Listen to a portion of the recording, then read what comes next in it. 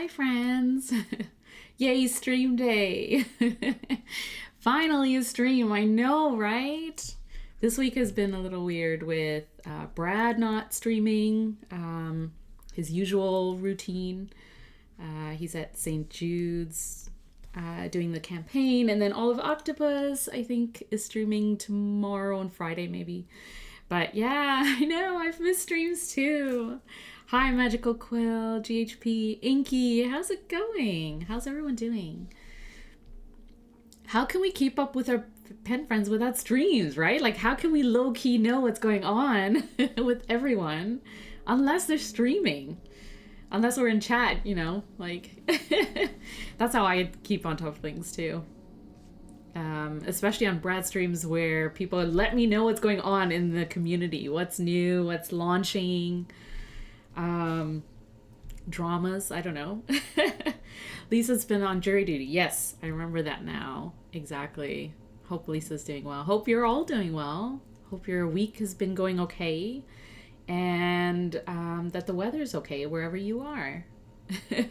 Here in the Vancouver area, it's actually quite nice this week, which is like, I'm expecting it to be more like fall weather, rainy, a little bit colder, but it's been really sunny and warm. And so I'm enjoying it because in Canada, obviously, we have like really hot summers for a few weeks and then it's winter all year round pretty much. So yeah, I'm enjoying it. Kiara, how's it going? My first shimmer ink is due to arrive today. Yay, which one did you get?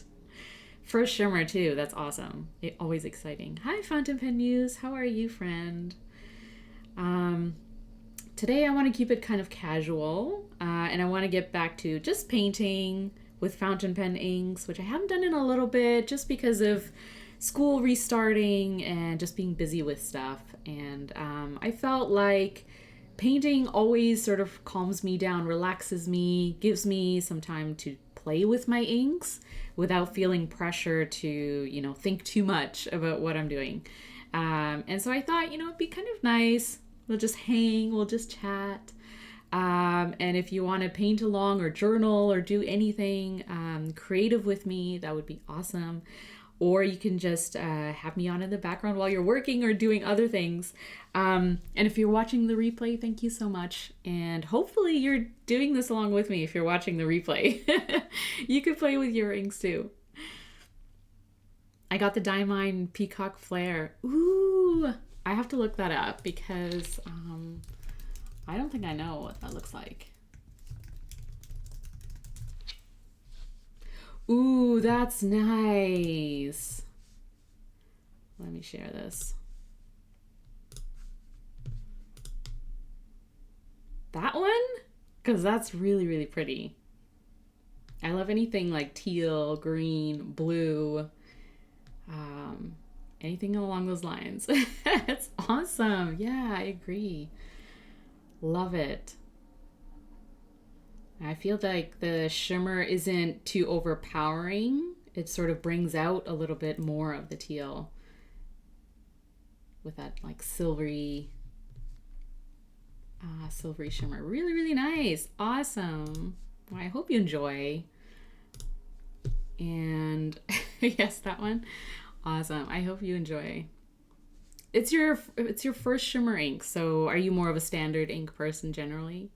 Because I feel like that's a good start. Diamine inks are so good. Diamine shimmer inks are so good. Yeah. I like Diamine inks in general too, because I just feel like they're consistent. It's a consistent brand. I got my Sailor 1911 Andromeda, and now I'm just trying to find the right ink for it. Gotcha. Unfortunately, my stub nib isn't due to be here until next week. Oh yeah, you're putting the shimmer in the stub because that's a great idea. All of Octopus. Didn't we do this already? Yeah, I feel like time flies maybe. Thanks so much, friend. I appreciate you. Hello. How is jury duty going? And how is your week going in general? So, yeah, how's things, right?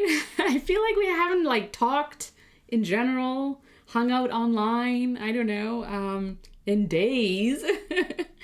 But days can feel so long, especially these days. Just stretch on.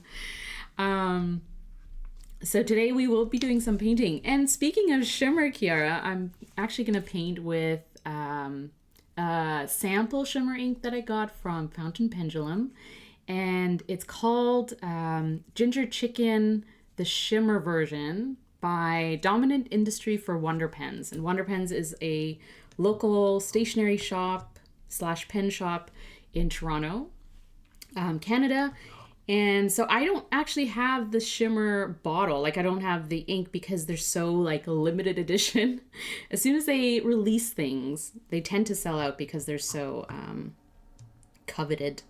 And so especially the shimmer versions, I think were released for their for the Toronto Pen Show, Scriptus, last year maybe, or the year before. And so, yeah, I got a sample of it. I want to play around with it. I actually got the sample a while back, but it's sort of sitting in my shelf. So I wanted to take that out. And then I got 3 other Dominant Industry and Wonder Pens collab inks that I want to paint with today. Tuna and Olives, which is like an olive, really, really nice olive green. Chicken in the Sky with Diamonds, which is like a really nice teal turquoise color. And then Tuna Gray, which is just a standard, really nice gray. If you're into gray inks, it's definitely one of my recommended inks because it's just a really nice, it's not too dark, it's not too light, but it's definitely a gray. So it's really, really pretty. So these 4 I'm going to paint with. And the reason why I brought out these inks from my drawer is because next week I'm going to be flying across the country to Toronto, which is where I spend most of my life. So it's home to me and where my family lives. And so I'm going to, me and my family, my kids and my husband, we're going to fly over to Toronto, spend a week there next week.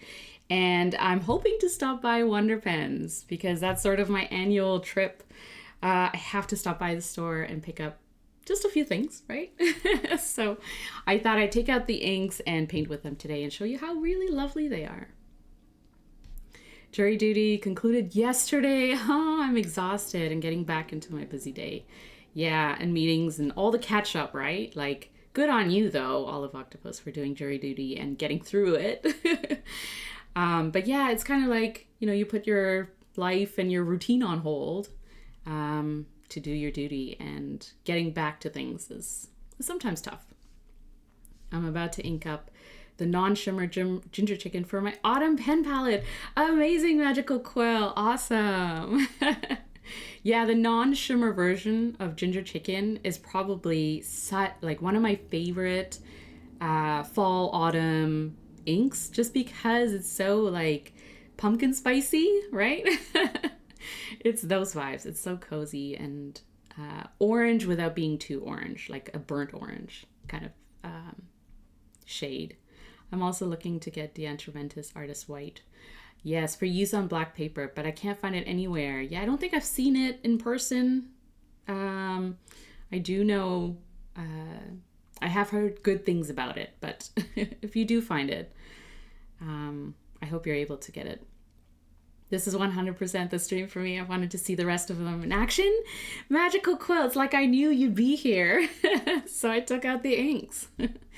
The perfect burnt orange tones for sure. Yeah, I mean, every once in a while, I ink up pens with these inks, like, you know, when I'm in the mood for olive green and or teal or whatever. And I was like, I'm reminded by how really nice these shades are.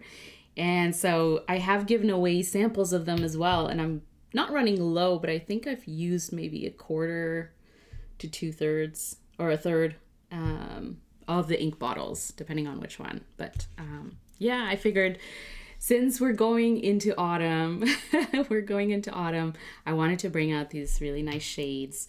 And a little nod to Wonder Pens and Toronto. Hi, Bauhaus Goth. Bauhaus Goth. Never found the fountain pen community. What's up? Yes, we're here. The fountain pen community is here. There's a few of us, and a few of us who stream on Twitch, and we just we hang out, right? We hang out, we talk pens. If this is your first time, I'm Corolla. On socials, you'll find me as From Corolla. And I love sharing everything about stationery. I love sharing how I use stationery. I like to paint with fountain pen inks and watercolor paints. My style is mostly abstract floral. That's what I tend to paint and draw. And it's just something that I've sort of honed my style over a few years. And I love encouraging others to play with their stationery. And so that's what we're going to do today. We're going to do a little bit of this kind of painting and drawing. And I find that it's, for me especially, it's a great way to sort of disconnect from, everyday sort of stress and life and things happening, and just kind of take out supplies, take out stationery and just have fun, just go with it, and paint and chat, right? Like that's part of streaming, is hanging out with pen friends, with stationery friends, and just chatting. Amazon has detrimental document white. Good to know, fountain pen use. I've never owned one, but I absolutely love stationery content. Oh, awesome. Growing up, school shopping was like Christmas to me. You are our people. That's exactly it. Back to school shopping and getting supplies, right? Like things you need, but also leveling up because it's stationery. Crinkly paper sound is so good. I know, right? Oh, it's just so good. I'm sorry, ears. No, I love it. And that's why I love painting on Tomoe River Paper. And I use the Galen Everyday Book just because like it is blank. It is blank. So obviously it's great for like art related things. And then also because the paper just is so nice. You'll notice that I paint on just the right side because I don't mind if there's bleed through or ghosting or anything like that. I just, it is what it is. And that's part of, painting with inks, is that you're putting a lot more ink down on paper than you would if you were writing with it, or, if you were just sort of lightly using it. So I do have watercolor paper as well. I like to paint on watercolor paper because obviously it's meant to handle paints and inks and things like that. Lots of water. So I find that it's very vibrant and it reflects color really nicely, especially shimmer. But I also like to obviously paint on TRP because I like to have a sketchbook of my paintings. And I use TRP a lot, like in planners and things like that. So I like to see the properties of the inks before I ink up a pen. Or sometimes if you're using a pen that has a finer nib, extra fine, and even sometimes medium, you don't get to experience all of the properties that an ink might have. Especially if it's sort of like a shader, or it has some shimmer in it. Sometimes you don't get to see that as much, especially if you're kind of writing just a little bit at a time. And so painting with it lets me just enjoy it a little bit more. How long have you been making art? Forever. I've been into stationery forever, but I would say I started making art, or in the journey of like, using stationery and sharing it in 2016 is when I learned hand lettering and calligraphy. Stuck with a hand lettering, and that's what I started sharing on Instagram. And then it wasn't until 2020, 2021 where I really got into fountain pens. And I think in that time, a lot of people were sort of throwing themselves into hobbies and like, finding things that they could spend time on. And for me, that was fountain pens. And so I found fountain pens, bought a bunch of fountain pen inks. And then after that, I started to paint with inks. Figured that was a great way of swatching inks as well, right? Like I said before, you get to sort of enjoy and also see the properties of inks. And I feel like that's the point of swatching your inks and seeing what they're like. So yeah, so that's kind of the short story of how I started like this type of art, painting. I did start painting with watercolor paints before fountain pen inks, but I like doing both just because they're different, but also similar in ways, right? Watercolor paints, they are based with, like, they're based water-based. So you are using a lot of water. And with inks, I kind of do the same thing. I use water, I use paintbrushes. My go-to usually are just simple sort of round paintbrushes. I have specific ink paintbrushes that I don't use with watercolor paints and vice versa. So yeah, that's kind of what I would recommend if you do want to paint with fountain pen inks is grab a few brushes, and round brushes are fine, and keep them separate from your other paints probably. Yeah, thanks. That's cool. Yeah, I usually just see it on watercolor paper. Yeah, for sure. I mean, watercolor paper, I'll show you when we paint on both papers how they compare. And usually, especially for when you're like filming or when you're taking photos, I find that it just seems a lot more vibrant on watercolor paper. It's reflecting a lot more of the properties than I would see on like a Tomoe River paper or even like a fountain pen friendly paper. There are other papers you could use as fountain pen inks on, and you can use them for painting. But for me, I just find that watercolor paper just makes it look a lot more vibrant and pretty, I guess. So yeah, the 4 inks that I'm using are Tuna and Olives, Chicken in the Sky with Diamonds, Tuna Gray, and Ginger Chicken, the shimmer version. And I just put a few drops of each ink into the ceramic palette. Just because if I mix them or I blend them, then I won't have to worry too much about getting anything into the ink bottles themselves.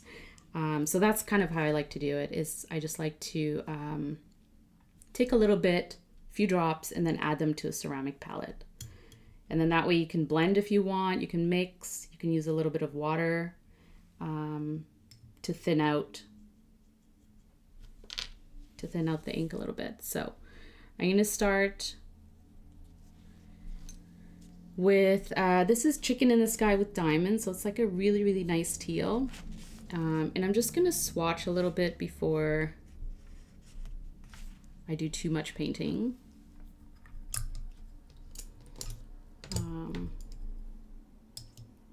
And I tend to keep one paintbrush per ink. So that way, I don't have to worry too much about mixing the inks too much. So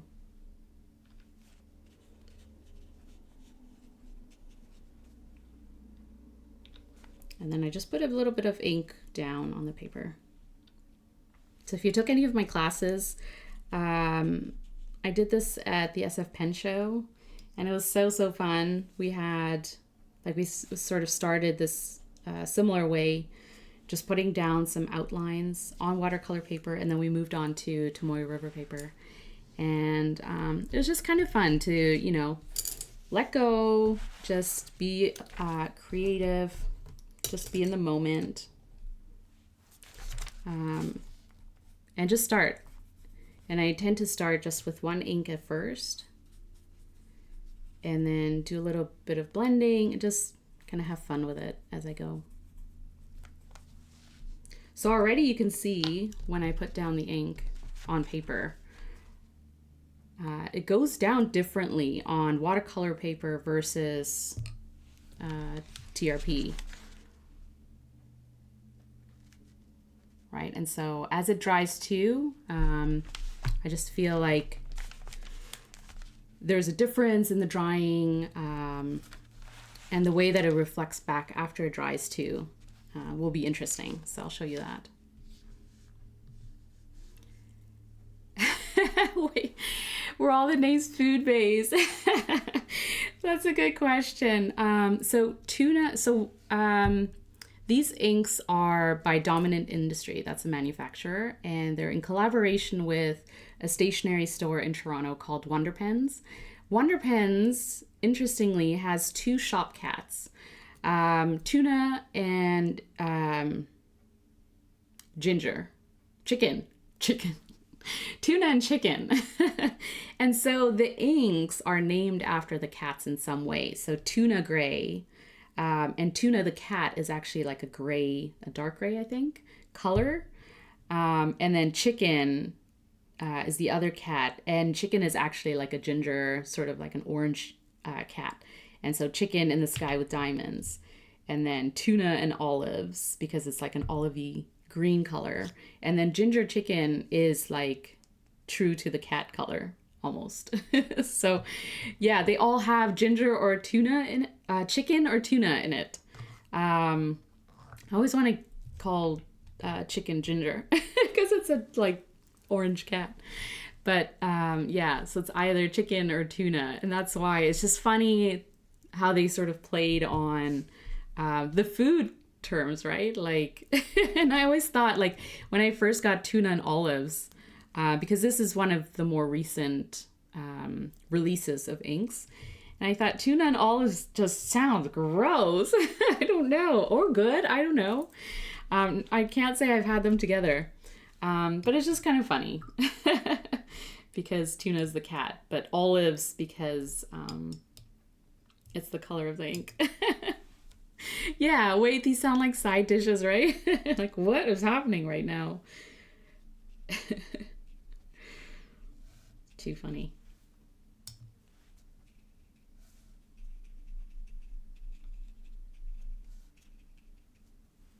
Also, they're kind of names that you probably won't forget, just because of you know what you think of when you hear them. It's like I love that the cats are named after food and then the inks are named after the cats. Yeah, exactly. Yeah, that's exactly it. They're just like, how can we confuse people and also have kind of this inside joke going on? All right, so this one is the ginger chicken shimmer version. So there is the standard ink of ginger chicken, which I also have. And it's basically the shade without shimmer. So it is really nice. So I'm just going to add a little bit on top of the ink that we already have here, just to blend it a little bit.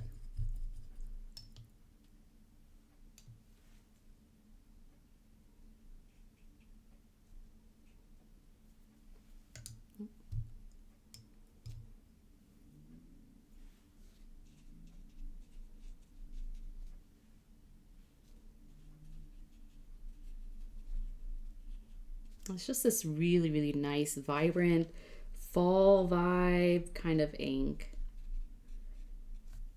It's also really nice in a pen if you're into like really dark orange shades. It looks bright, but when, especially the standard version of this ink, when I've inked it up in a pen, it seems a little bit darker when you're writing with it. Probably because it's not as, like, unless you're using like a stub or very broad, you're not putting down a lot of this ink. And so it does sort of tend to lean towards the more brown, burnt orange color.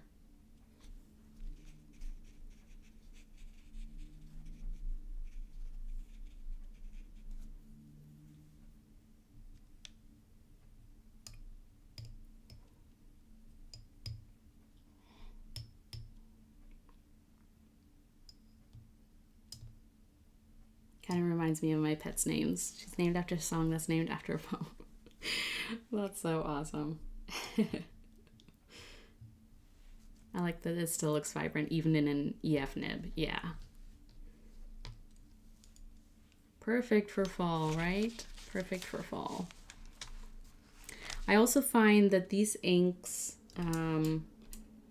work really well together, so that if you do get the set of inks, they're like a really nice palette. So there was a lot of thought put into, I find, just like what, not only the names, like a play on cats and food, but also on like what shades work really well together. And so you have a little bit of, you know, neutral, you have a little earthy. So they do kind of work really well together as well. And I like that.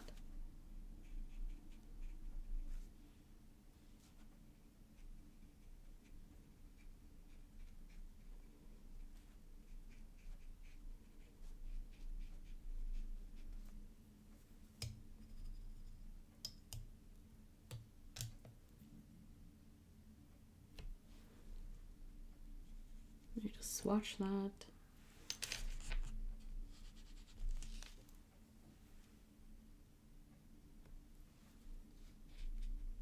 And so I don't know if they will come up or come out with more inks in this line. I would love it if they did, but yeah, it'd be interesting. Be nice to have like a blue variety or something else, purple. I don't know.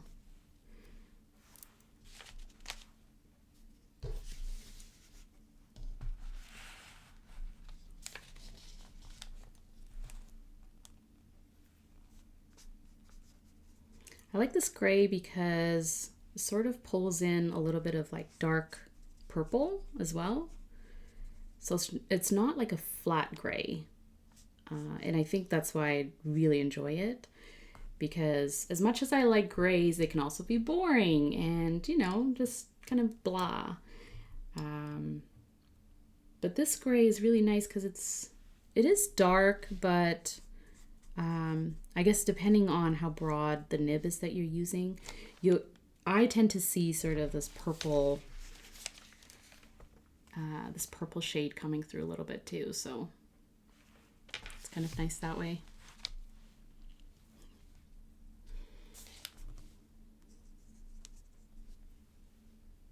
It's going to layer a little bit of the gray on top of the colors we already put down, just for fun.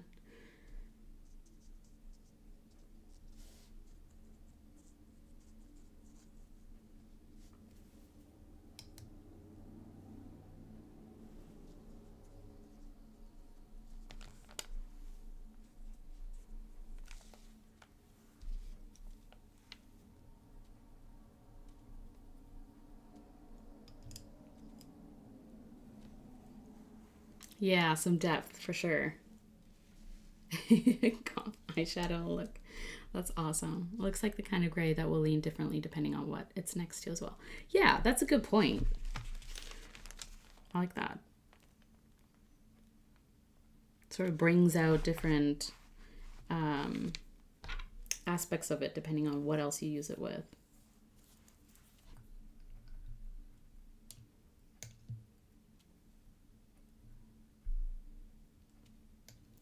And then the fourth ink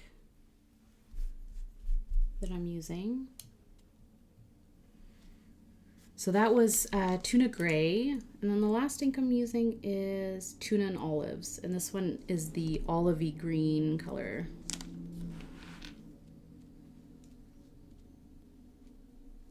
I love olive green. It's such a nice shade. In pens or painting. Obviously in painting I like it because it's such a obvious and nice way of adding leaves and just kind of building composition. Like I like, you know, having flowers or abstract flowers sort of in the center, kind of like a bouquet style. And then I tend to use green inks for leaves, and it's just a way of you know, give something to surround those flowers with. Not that leaves have to be green, but it's just really nice. And then olivey green obviously is kind of this like nice fall tone to it.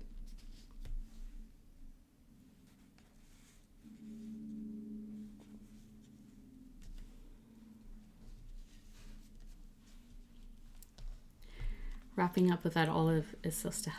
Yeah. Oh, did you? You just wowed. You're like, wait, what? Yeah, it's kind of like a trick or a hack. if you're doing this sort of like style of like painting with, you know, different ink colors and stuff, and you're just, especially if you're doing flowers, it's just surrounding them with, you know, like a green or something to hint that it's a bouquet or that there's leaves. It's just kind of nice. Like it looks more like a bouquet to me when I see leaves around it, instead of, you know, just like a ball of flowers. To me, it's kind of like, oh, what are they doing, you know? And then also it's just a nice way of filling in a little bit of that white space. Like I'm a huge fan, as you can see, I'm a huge fan of leaving some white space in between.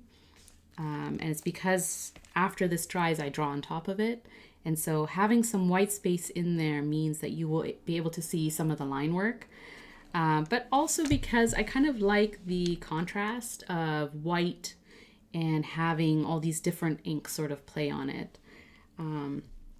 So yeah, but covering a little bit of that white space with some green to mimic leaves, foliage, you know, that kind of thing, is a nice sort of way of finishing off that piece, I think. And a lot of times, like in my classes or when I'm doing this, I'm doing it without thinking too much about what it's going to look like in the end. And it's something I always reiterate, is like, it doesn't really matter what it's going to look like. Just enjoy the process of it. And just with a few simple sort of tips, for example, like adding a little bit of greenery around it, we can then get the eye to see that there are flowers and bouquets and leaves and things like that. And so it's just kind of nice to not have to focus so much on that from the get-go when you're starting, especially when you're painting with inks, right? It's more fun to sort of enjoy the process and then let these inks kind of play together a little bit. Like with this one, I played a little bit more with blending, just because I know as I watch the ink travel, I love watching the movement of ink on paper, and especially with watercolor paint, as you know, if you use a lot more water, then obviously it takes a little bit longer to dry. And so the ink gets to move around a little bit more. And you see a little bit of flow, a little bit of color mixing as it moves around. On TRP, I try not to put too much ink or paint down just because it takes a little bit longer to dry. But I do kind of like that when it dries, you'll see that you sort of have these spots where the ink pools. And so it's kind of nice when it dries. I kind of like that look as well. So again, watercolor paper versus using something that's fountain pen friendly for painting. It's just they look a little bit different. They might reflect the ink a little bit differently. The colors may look a little bit different depending on what paper you're using. So I like to mix and match a little bit just to get a little bit of contrast between paper and yeah, and enjoy the ink on, you know, different mediums, on different paper that you might have, right? Especially if you already have watercolor paper and or you like collecting notebooks like most of us stationery people do, right? I love these colors. Yeah, me too. I love this palette so much. And you're starting to see with the ginger chicken, the shimmer version, right? Some of that shimmer is coming through as it dries.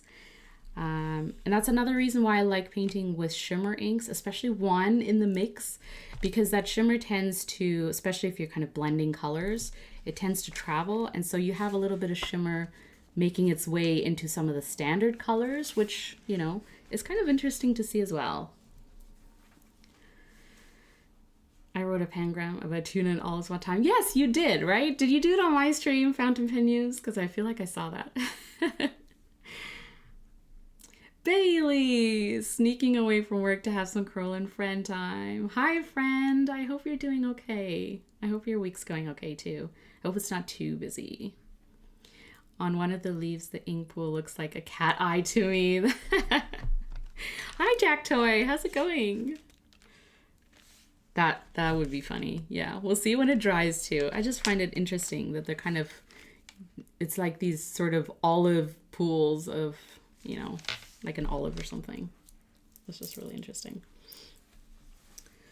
So now that I've painted with the inks, I'm just gonna wait until they dry a little bit. Usually I leave them on the windowsill, and especially if it's a sunny day, then they will dry pretty quickly. Sometimes, depending on the time, like this one is actually drying okay. It's just where the ink pools are. They might stay wet for a little bit, but that's okay because I have blotter paper. And so if we need to, we can blot them a little bit, but I think we're okay in terms of time. So I'm just gonna put these paintbrushes away.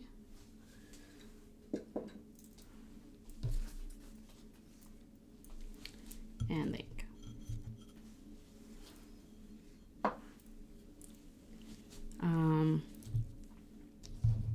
Yeah.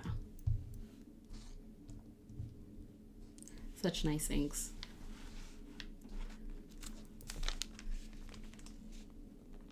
Yeah, so you're starting to see, I'm starting to see the shimmer really coming through in the orange. It's like a gold. I think it's just gold. Yeah.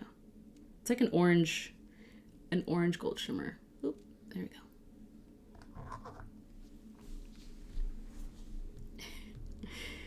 I'm starting to use my inks more outside of my fountain pens. Yay, Jack Toy, that's awesome. It's so fun. It is really, really fun. I'm so glad that you're doing that. I'm always just astonished your flowers look so natural and easy to do. No, Bailey. Yours are weird blobs, but that's what they start out as, right? That's what they start out as.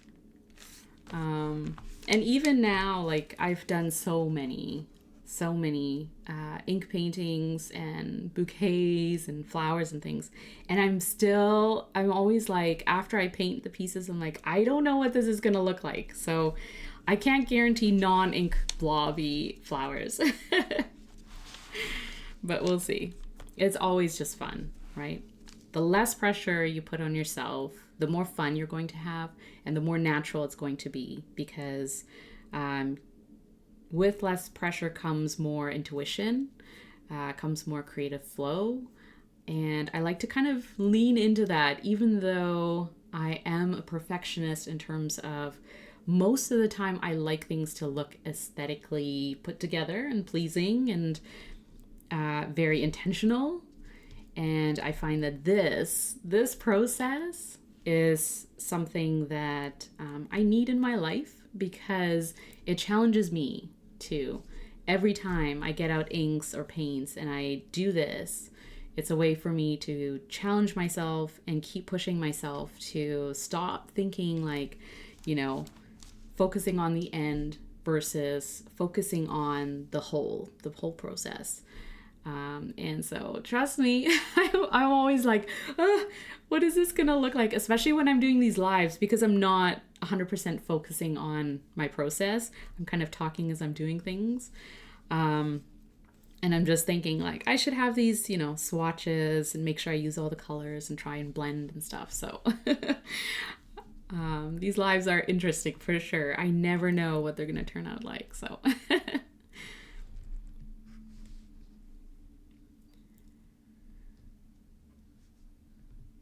I love that kind of art style, just like color blobs. Yeah. Oh, and then you like seeing what you can see in the blobs. Yeah, that's awesome. Yeah, that's a good point.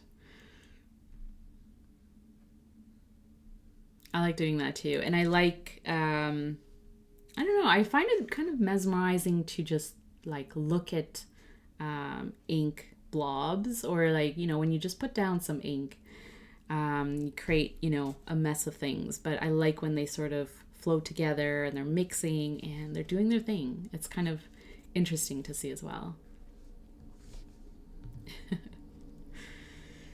It's a great exercise when you don't know what to paint exactly. Yeah, for sure. Another thing too. Like, and it doesn't have to be flowers. Like for me, it just sort of has become that natural thing that I paint or do outlines of. But it doesn't have to be, right? Like you can definitely just do ink blobs and outline them and still enjoy the inks that way. That olive green keeps getting better as it dries. You're gonna have to watch out for the restock. Yeah, I know. I definitely missed out. I think the first time they released the olive and the teal. And I was like, oh, I'll get it another time, right? But they sold out really quickly, and then I thought, okay, I'm going to have to jump on it when they restock because I think they do like limited runs of them or something, or they're just so popular that they tend to go pretty fast. So I think this is dry, pretty much.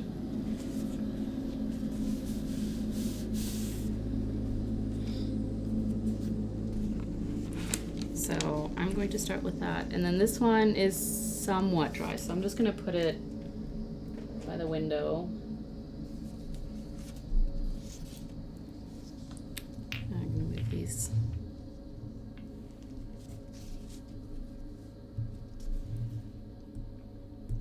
I missed what colors these are. Yeah. Tuna and olive. Chicken in the sky with diamonds. Tuna gray, and ginger chicken, but the shimmer version. So these are the 4 Dominant Industry Wonder Pens inks.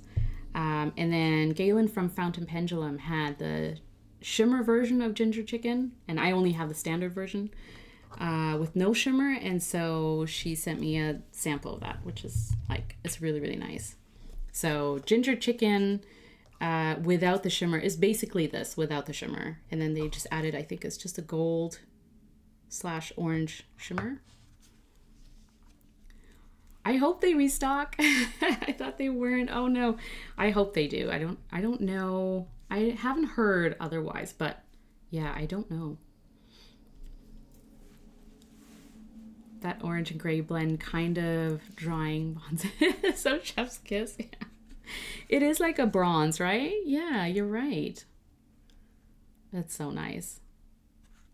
Yeah, like this, it's just like, because the way that they mix, you sort of start to see a little bit of different shades coming through. I hope they do. Okay, 1 second. All right. So for the second part of my ink painting, I do... So the first part is I paint with inks and I paint these outlines of flowers, or they can be something else for you if you want. And then the second part is after it dries, I usually draw sort of using line drawing techniques. I don't focus too much and I don't spend too much time, but what I do is I just sort of follow those outlines and draw flowers that I see. Or just kind of basically draw something that the eye can sort of look at and think, you know, this is a floral bouquet.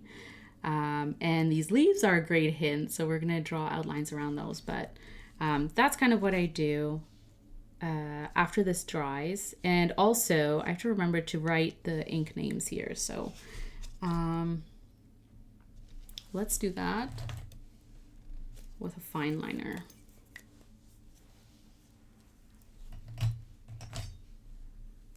Nice.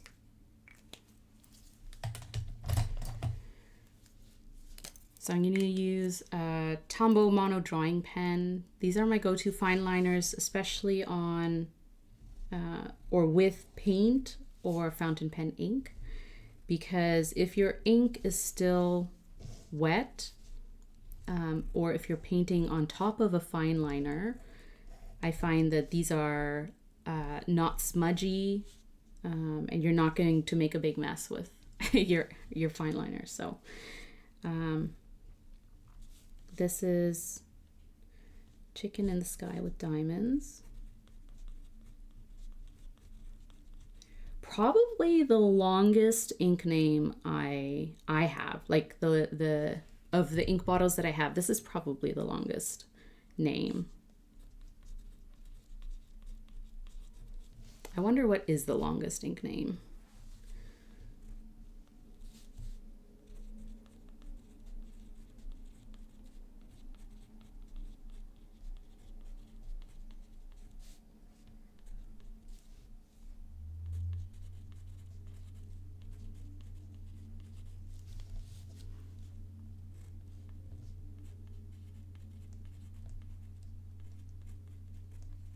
So you can see my swatches, they're pretty dark just because they're so saturated. But then, like for example, Tuna Gray looks really, really dark. But then once you sort of paint with it and add a little bit of water, desaturate it a little bit, you can see a lot more of like the light gray shades of it, which is always kind of nice.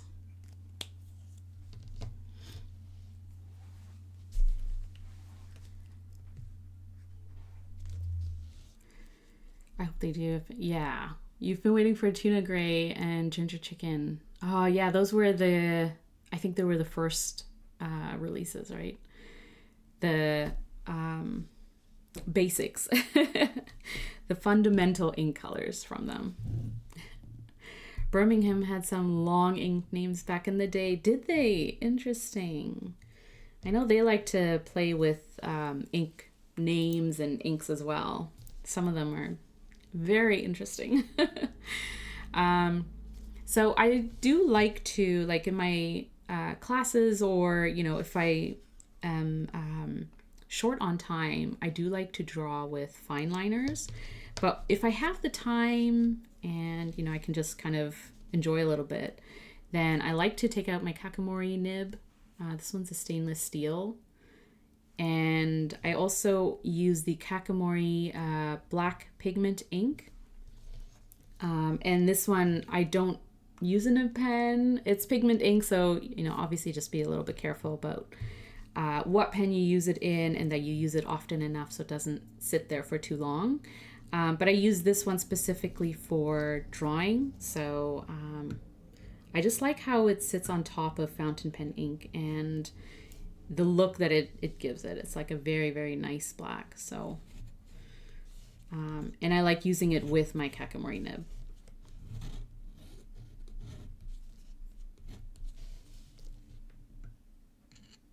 And it's a great practice for, if you have like a dip nib, it's a great practice because, when I first got the Kakimori nib, it took me a while, I think, to sort of figure out the angles of it, because if you angle it downwards, you obviously get the broader area. Like you sort of put down a lot more ink than you would if you held it at a higher angle. And so just trying to get that like right balance, if you're writing or if you're drawing with it, how to angle it just so you get enough ink going down on the paper, took a little bit of practice for me. So this was a great way of kind of playing around with the nib, and not, like if I don't get the feeling of messing up, like if I put too much ink down, or if it's too light, or anything like that, it's okay. And this is where that white space helps too, because I can use some of that white space to put down more of that black ink. And so you can see as it dries, like it dries really nicely on top, right?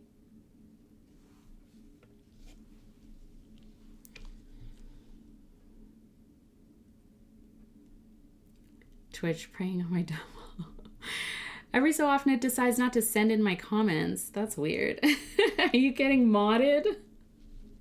Birmingham Homestead Steelworks Slag Gray. Oh my. Already Birmingham is long enough, right? Like it's a pretty long name. So when you're adding like other things to it too, it's kind of like, yeah. I don't know. Do we remember long names like that sometimes? It's like, maybe if it's like a play on words and a phrase that you would remember, but oftentimes I'm kind of like, I don't remember.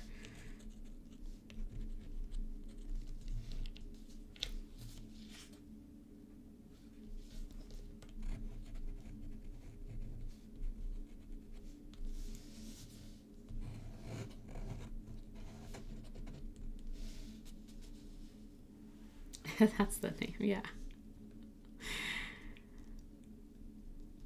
Did you know there's a tunnel under Ocean Boulevard?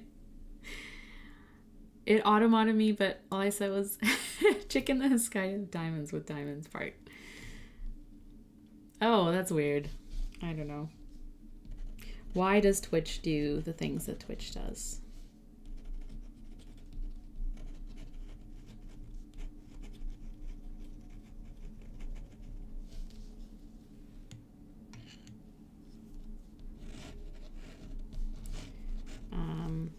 If you are drawing on watercolor paper with a Kakimori nib, you definitely will feel the texture. So I use cold press watercolor paper, so you get some of that texture. I just like painting on it that way. But I do find if you're trying to use a dip nib or something like that, or even a fine liner, you get that feedback because of the texture of the paper. And it kind of, it doesn't feel bad. Like it's not a turn off or anything like that. It doesn't bother me at all. But it's just kind of interesting because the lines won't be as smooth per se as on the TRP. So again, like when you're comparing paper, you will get different feel from the paper as well as what it looks like. So it's just interesting. So that's what this looks like. Very erratic, very chaotic, more abstract than anything too detailed, which I actually like. So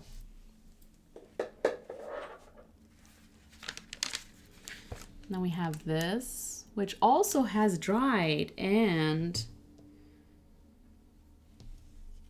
it just looks really, really like that ginger chicken shimmer ink looks really nice on this paper, right? Like on here, you can see a little bit of the shimmer, but maybe not as pronounced or in this way, in the same way that it is on TRP. And again, how I sort of mentioned vibrancy, I find that it's just really vibrant and saturated on watercolor paper.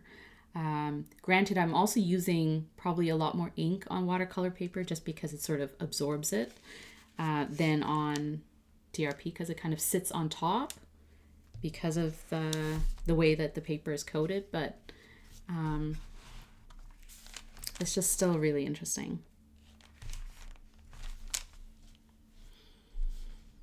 I like the Autumn Night After 1,000 Years, but that's a long name too. Yeah, but that's really nice. I like it because I like names where it sort of has a flow to it, right? Like it sounds poetic, or it sounds like there's like such a deep meaning behind it versus just a bunch of words. But yeah, you're right. It's like sometimes when it's long, like how do I remember this? Unless, it's very specific. I love watching you draw. You make it look so easy. Oh, thanks, Indy. While I'm here, though, I can ask one of my burning fountain pen questions. Yes, of course. But how long do the pens hold ink? How often do you have to re-dip? So are you talking specifically about the Kakimori nib? Yeah, because it would depend on the nib. And also, I would say it depends on, like if you're talking about a dip pen or a dip nib versus a fountain pen. A fountain pen will depend on the cartridge or the converter, or how much volume you're able to have in the pen, and then also how broad your nib is. So how much ink are you putting down while you're writing or drawing? With a dip pen, it depends on the nib because there are different types of dip nibs, right? And so the design of the dip nib will sort of show you how much ink it's going to put down. And the other thing I find too is like when I'm dipping a nib into ink is that the paper will dictate as well how much, like how often I have to redip and how much ink I'm putting down on the paper. So like watercolor paper, because it's textured and also because it absorbs a lot more ink, I dip a lot more often than I would if I was like drawing on TRP. So you'll see that here, is that, you know, one dip, depending on, you know, how much ink you have on the nib, too, it holds quite a bit of ink in the grooves. And so I find, like, if I'm not, you know, holding the nib at a low angle where it puts down the most ink, like if you're using it sort of at a writing angle, it can hold quite a bit of ink before you have to redip. But I also like to put down a lot of ink. So when I'm doing, like here where I try to sort of show where the center of the flower, or where the eye should sort of focus on first, and then move outward, I like to put down more ink than maybe you have to, right? And then also, if you're writing or drawing, that will sort of dictate as well. But I do not only feel a difference in how the nib moves on TRP or smooth paper versus watercolor paper, but also how much ink it's going to put. So with one dip in the ink, actually, I'm not using that much, and I'm not being stingy with it either. So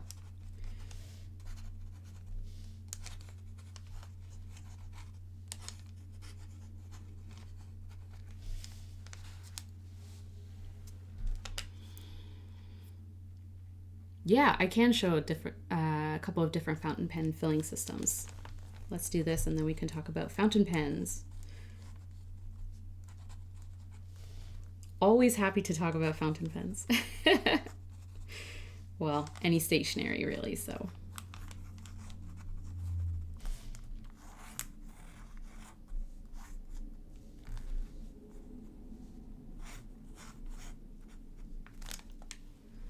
Like kitty inkpot names. Yeah, Bailey, I actually have seen kitty inkpot names that are really fun and funny, and long too.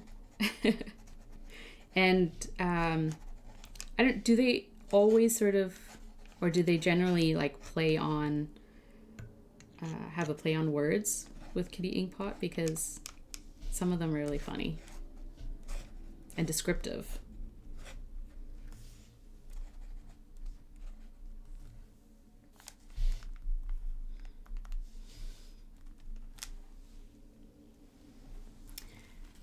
Oh, yes. Didn't know about cartridges versus dip. That's okay. We got you. We'll talk about it after. I'll show you. I'd be tempted to rename those long ink names a little bit, or just shorten them a little bit, right? Like have nicknames for long ink names.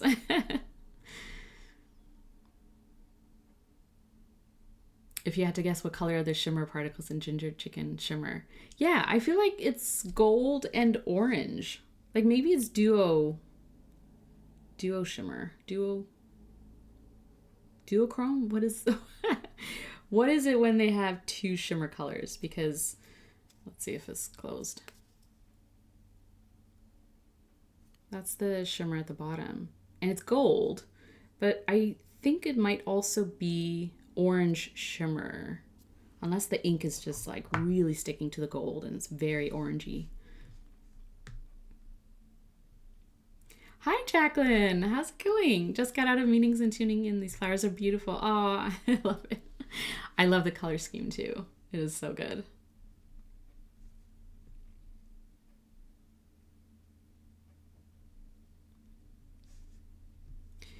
Many pages if you're using cartridge pen or piston-filled pen. Yeah.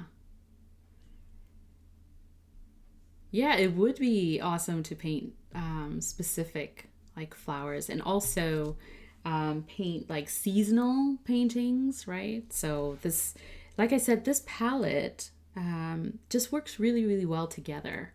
So they've put, you know, I think just the ink colors that they picked for this line of inks, I think Wonder Pens did an amazing job of getting the shades that, you know, you can sort of play with together. So if you're inking up your pens with these inks, you know, you can sort of, you can tell that they fit together really well. They complement each other.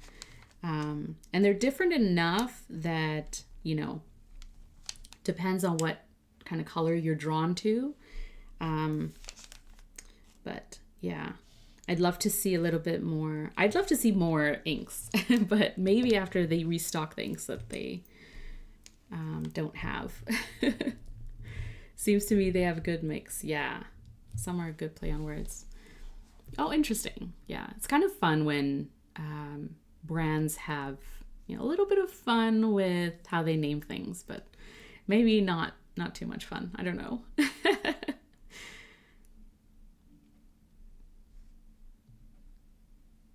Orange with shimmer, orange with no shimmer. Yeah, simple names.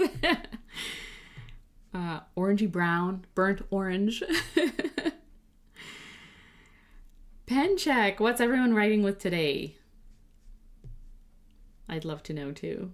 I always love seeing what people have currently inked and what their go-to pens are too. I have ink samples coming to me in a few days, depending on the postal system. Yeah, fingers crossed, right?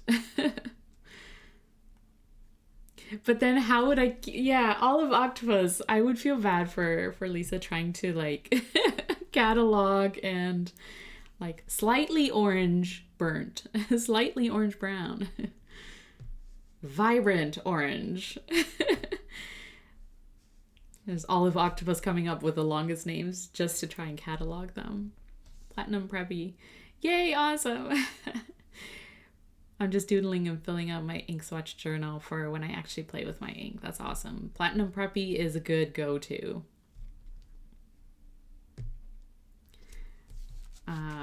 My kids also have a few Platinum Preppies and love them, so I will never knock Platinum Preppies. I've actually been using my Kaweco Sport this morning, but usually my fave is my Platinum Pocket Pen. Yeah. I like using my Kawecos for drawing, actually. Just because of, I think, like the smaller nibs. I have finer nibs too. So I think I have an extra fine, a fine, and maybe a medium. But I don't have broad nibs in my Kawecos because I started out with those, actually. That's why. But I find them to be great pens to draw with.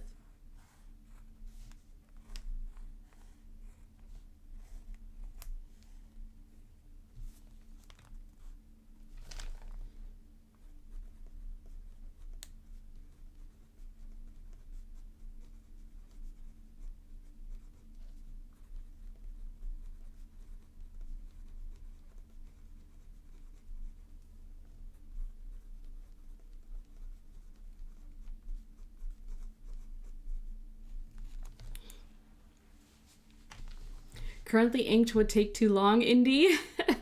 Over 40. Wow, that's amazing.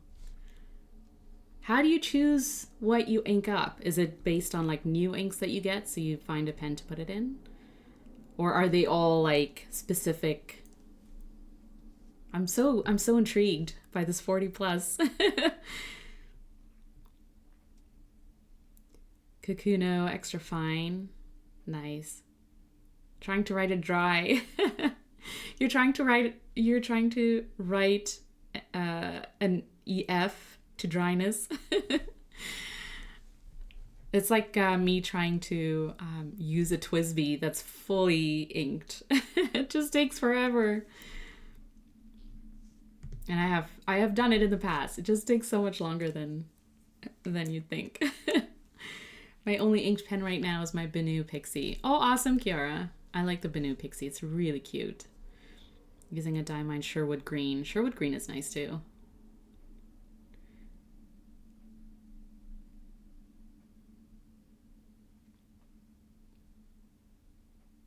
I love the Preppy and Kakunos. Yeah, they're just great pens. Consistent and just really good.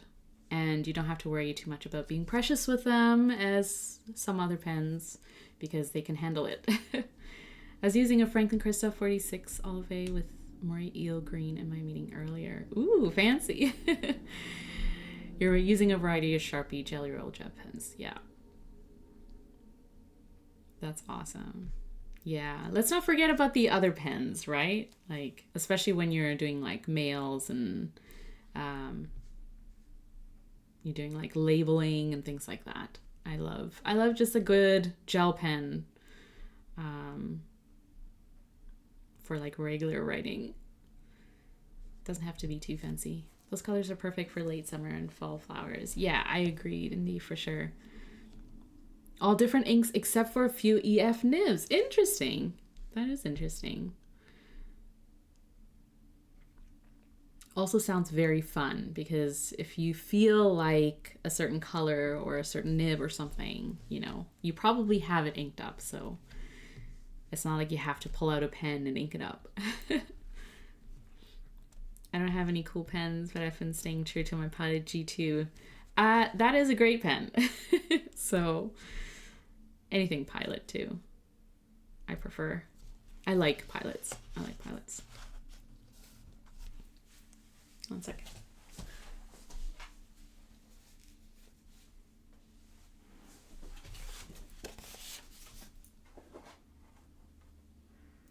All my pens are F or smaller. And even just one bottle of ink seems like a lifetime supply. Yeah. I know, that's why you have to paint with them. That's why. Otherwise, I would never get through these inks, especially because I have a lot of bottles of ink. But, you know, because, yeah, I don't ink them up all the time. So I don't get to enjoy them all the time. So that's why you have to paint with them. The Benu Pixies are so cute. Yes, I'm playing around with flex nibs. No, fountain pen use, anytime you say flex nib, we are not shocked. We are not shocked, but we are intrigued. Tell us more. Fountain pen use is all about the flex. I love it.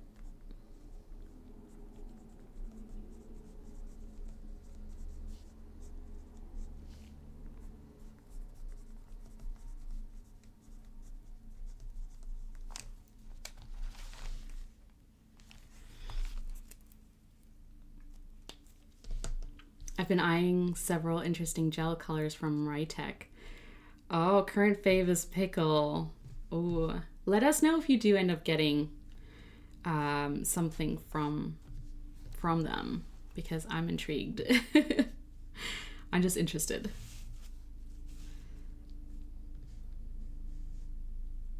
Yeah, it does sound like fun. Flex nibs sound they are fun, though I don't have many, but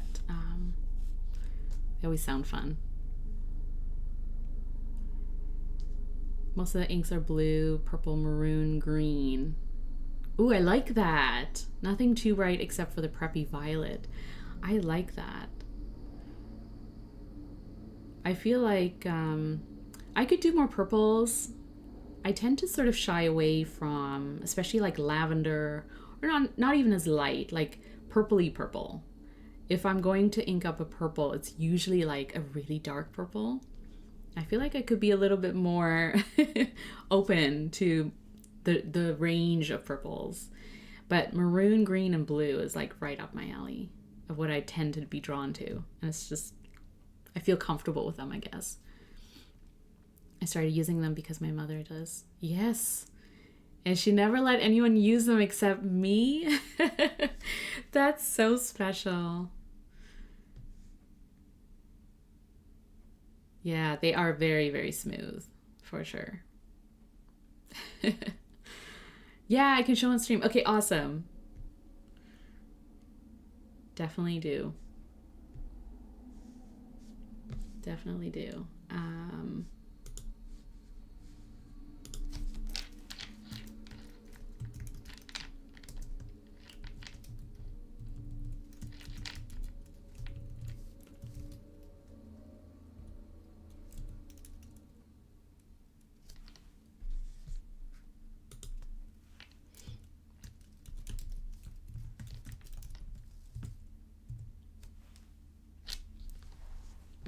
So everyone follow Olive Octopus.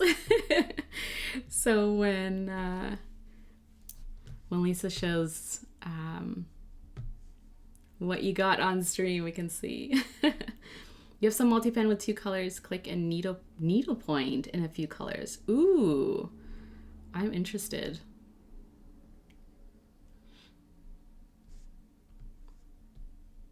Oh, I hope you're okay, Fountain Pen News. We're sending good vibes, regardless. I might have been using them to label a lot of envelopes I've been mailing lately. Yes, I know. You do need to use something that's comfortable to write with, Olive Octopus, as you're mailing out all those envelopes. Yeah, sending you love.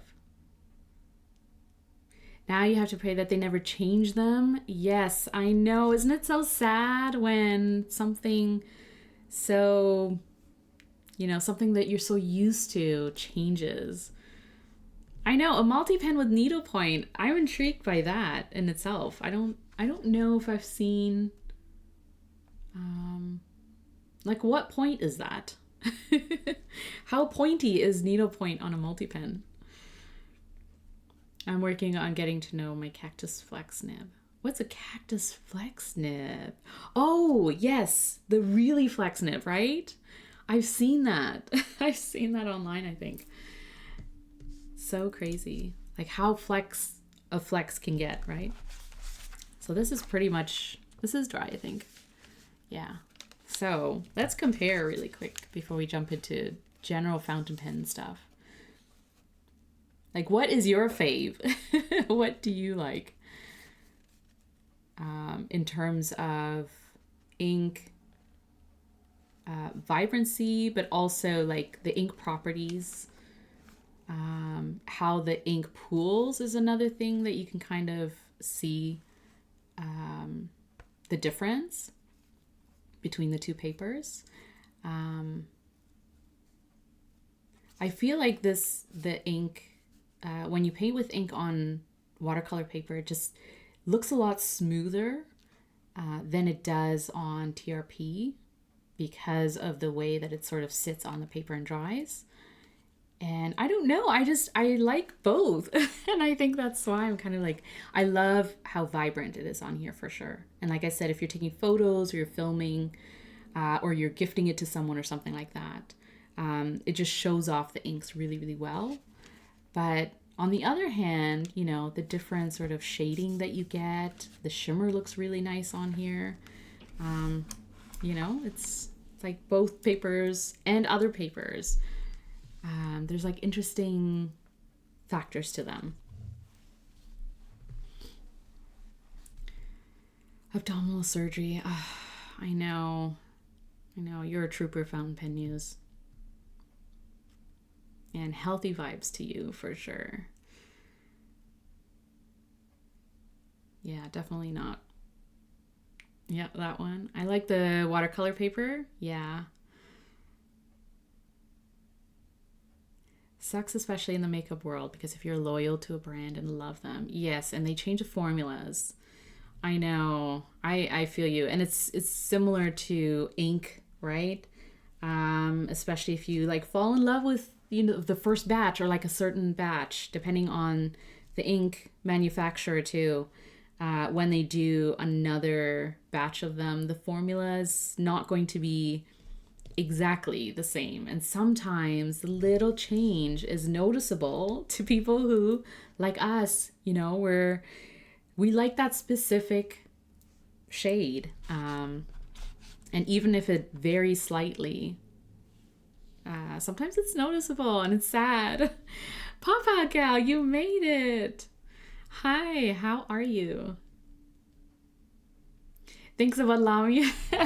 I wasn't gonna drop the Lamy in there, but that's exactly what I was thinking, even though that's probably one of those examples that's like more pronounced, right? Whereas like other inks, like maybe, the next batch that they do of these ones, like where Dominant Industry does it for a shop or for a collaborator, sometimes, like I don't know how close each of the shades are gonna be. But Lamy, ooh.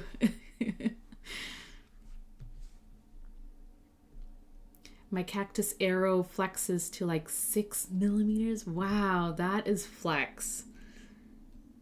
And also a great way of using up ink.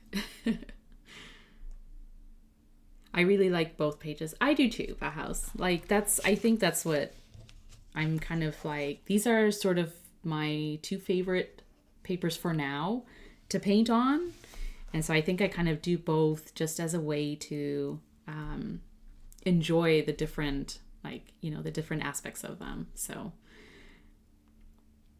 the needlepoint and the multi-pens from Rytech are different pens, but oh, okay, gotcha. The Kaleido multi-pen, yes, might be more of a needlepoint. Yeah, I've seen those, and they are very needly.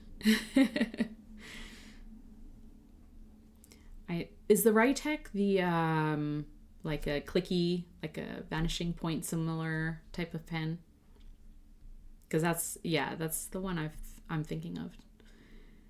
I think we did. Yeah, I couldn't kick the person in my office out fast enough. Like, just get out of my office. This is absolutely the community that would notice even a slight change in batch. For sure, right? For sure we would notice. And I feel like we're a little bit snobby in that way. We're like, if something is out of place, we're gonna call it out and be like, what's happening? Why is this ink different? And yet it's called the same. Yeah. Oh, thanks, Papa Gal. My eyes keep darting back to the green like the way it tried.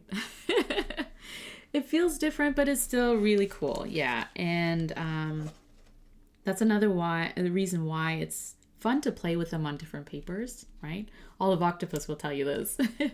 It's fun to play with them on different papers because sometimes you get, like, even the color will look a little off. Or a little different depending on the types of paper you're using. And it's always good to kind of play with them that way, but also, you know, swatch them and paint with them on the paper that you use most often, probably. Like if it's in your planner or if you use your fountain pens in a notebook just to write with, like journal with and stuff. It's good to kind of play with the inks on those papers because then you get a better feel for the true properties of that ink and how it's going to be reflected on the paper that you use, right? Otherwise, it's just a bit of fun, right? I love how sometimes you'll see like inks sort of merge a little bit, blend a little bit with other colors, which you won't get when you're inking up a fountain pen. You're not going to get those color mixing, color blending, but it's still a lot of fun. The Rytech has the retractable. Yes, the retractable. That's what I meant. Retractable pen. I hate to make... What different papers are these? Oh, no, that's okay. This is watercolor paper, cold press. And this one is Tomoe River Paper. It's the Galen Leather Everyday Book. And it's just blank Tomoe River. So those are kind of my go-to papers to paint on because I have a lot of them, but also because I use a lot of TRP just generally, right, in my notebooks and stuff. So I like to always kind of know what the inks behave like on TRP. And then I like watercolor paper just because they look so nice on watercolor paper because they behave a lot more like inks on there too. Yeah, I like the look. You like the look of watercolor paper too. Yeah, and especially on like, you know, when I'm taking photos for social or just if I'm kind of, if I want to share this out, it's like more noticeable and more, you know, kind of catches your eye a lot more. Whereas this sort of, you know, you kind of have to spend a little bit more time to really enjoy those inks and see those properties. I think this kind of catches your eye a little bit versus this. So Bauhaus, what questions do you have about fountain pens? Because we could get into fountain pens quite a bit. We talked about inks a little bit and dip nibs as well, which I should put in water.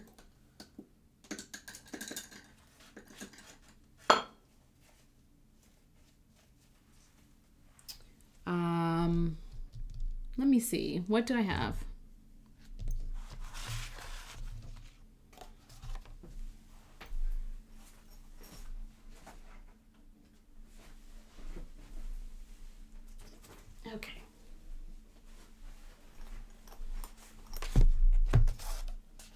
So like I said, I do love gel pens, fine liners. I like ballpoint pens too. Shh, don't tell anyone, but ballpoints can be nice.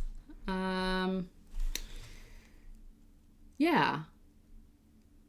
Gel pens, markers, all sorts of pens. But when it comes to fountain pens, I love fountain pens. Let me open that up.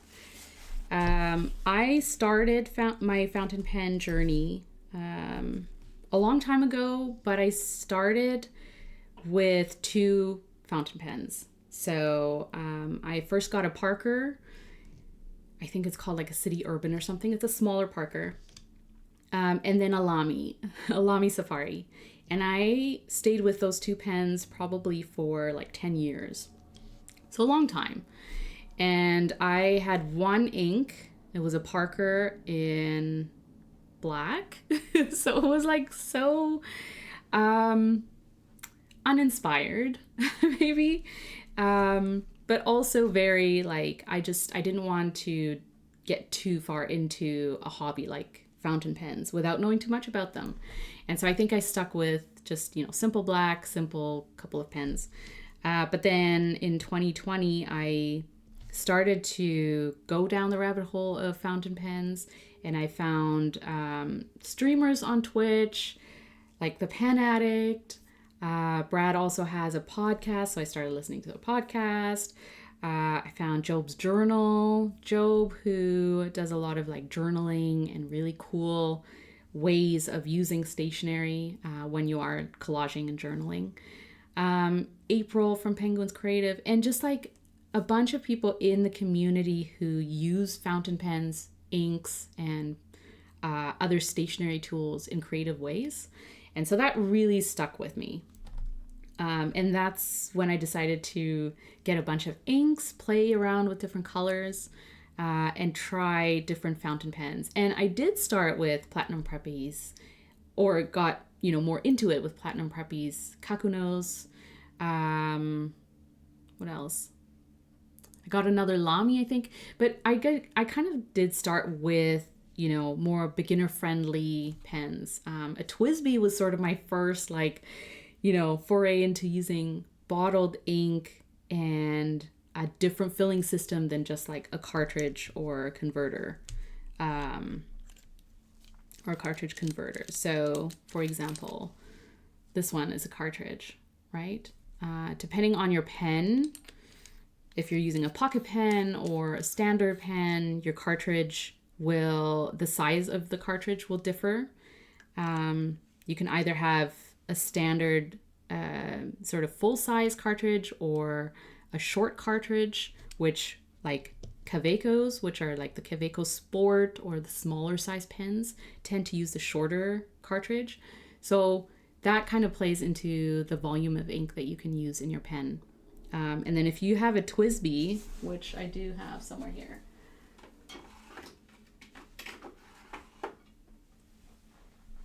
If you have a TWSBI, this does not use a cartridge or a converter. It's a piston.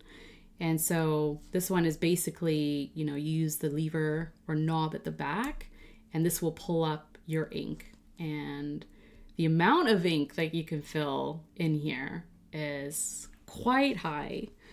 And so it's a lot of volume you can put in a pen. Hi, Tuli. How's it going? Good afternoon. Tell us everything tell us everything about fountain pens in 5 minutes. Go. What's your opinion on decomposition notebooks? I love the artwork they use on their books, and I'm just wondering. I don't really have an opinion on them. I think, depending on what pen you're using on notebooks, the paper may, you may like or dislike the paper. But like style-wise, I love a good notebook that has a nice cover.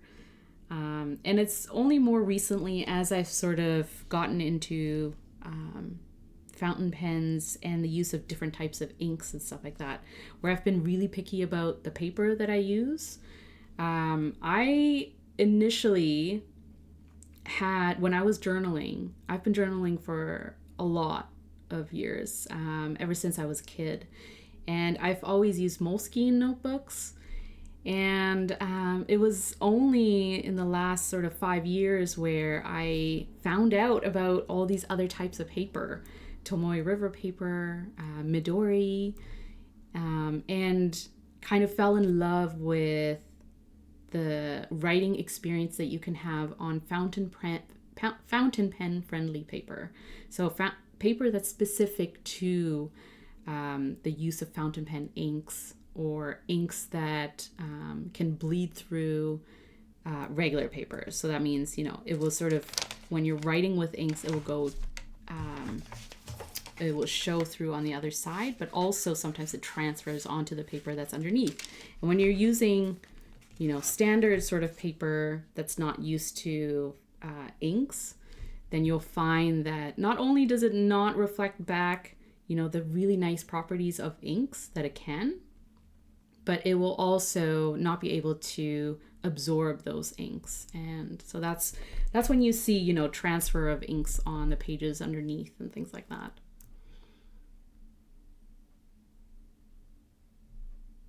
I'm seeing different results on Google. I originally thought that dip pens only come in the kind of glass spiral look. Oh, glass dip pens. It depends what kind of dip pen you're talking about. The glass ones are just cheaper and easier to make. Yeah, the glass dip pens that you can get at, you can get on Amazon, or just in general, that are not branded per se. Those are, like an easy way to get into glass dip pens. You can also get into more expensive and handmade artisan glass dip pens. That's a whole different story. You just start with my questions about dip pens. Okay, go.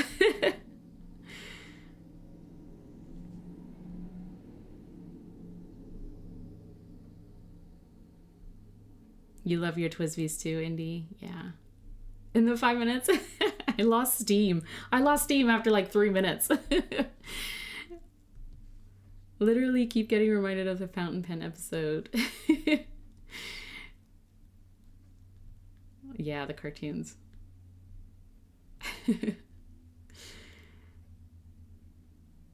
Yeah, the paper on decomp books, they are thinner.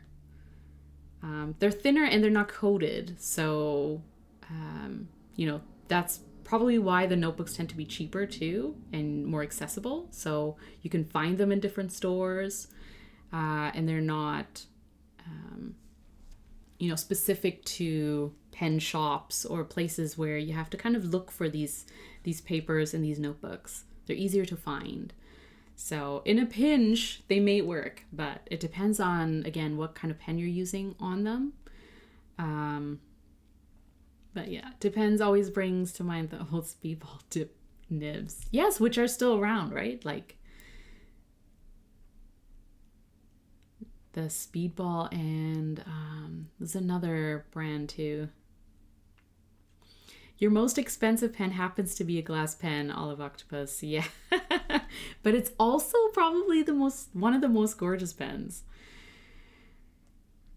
The difference, even in glass pens, some are so much better than others. Yes, so Indie and Bauhaus, and anyone who's curious about glass dip pens. So this one is more of an artisan glass dip pen, right? It's made by a glass shop or glass studio in Japan.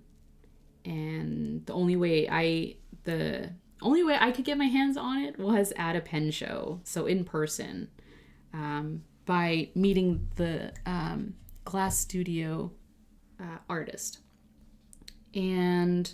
or owner. And I'm just thinking where my other glass dip pen is. I also have a J. Arbon glass dip pen. Let me see if I can find it.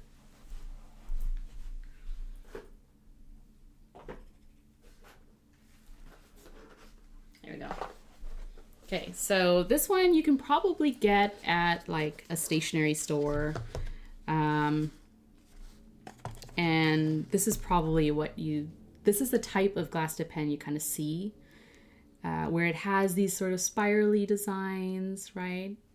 Has the glass nib, has these grooves that will hold the ink.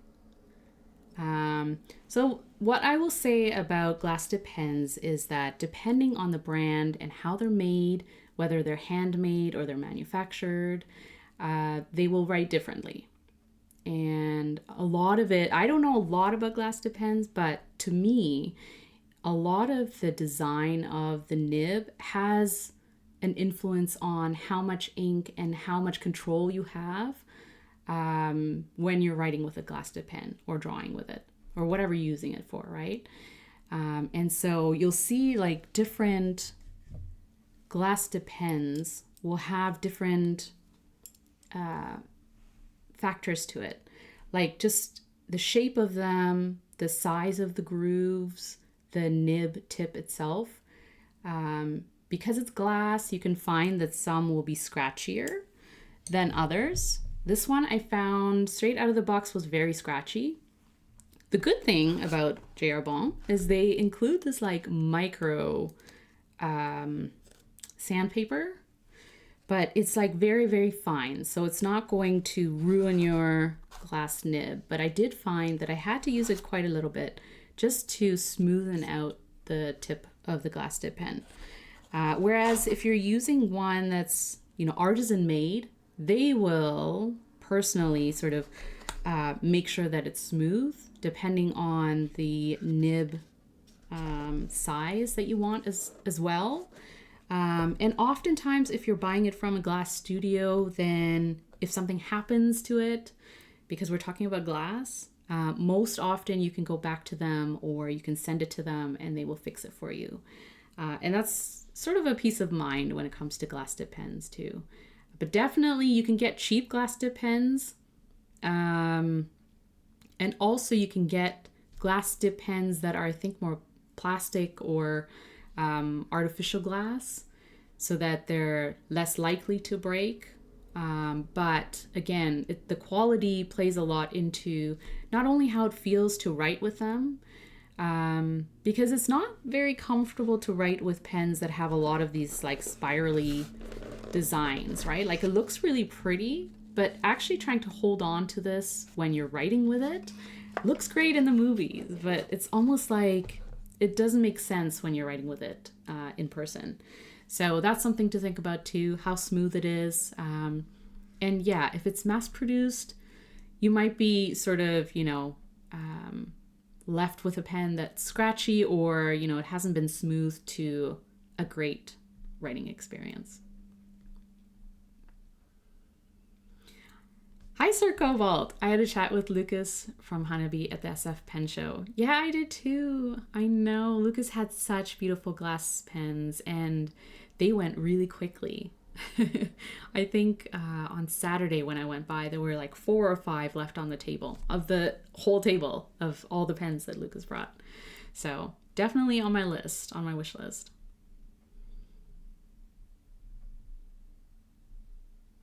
I just bought the blue indigo with gold Twisby. You love Twisby? G and the Twisbys. I wonder if there's an artist that still makes the glass ones by hand. Yes, there are. There are a lot of glass studios, I think, in Japan. Like it's sort of more, I don't know if it's become big in Western culture. Just me speaking from, Canadian stationery standpoint. But yeah, I feel like probably the glass studios I've heard of are Japanese, but I'm sure they're all around the world, and I'm sure there are some actually Canadian ones or, even in the States that sort of do these handmade glass pens. The glow Twisbys are so good. I know I have the green and the purple. It's like glow sticks Twisby style. That's so gorgeous. Yes, it's so beautiful. I know. It's so pretty. So nice. And I love it because this one, I forgot to mention, if it's your first time seeing this. So what sort of blew me away was how they sort of play on the colors. and like iridescence and transparency in glass, right? Like it's yellow on white paper, but then it's kind of, you know, this, it's just really, really nice. It's like a pearl sort of look to it, which when I saw it, I was like, I need to have this. It's so pretty. In the US, Shiguri and even Jet Pens are carrying more high-end glass tip pens, including Aon. Yes. Oh, yeah, Olive Octopus. That reminds me. Yoseka Stationery, I think, are carrying some Glass Studio Aon.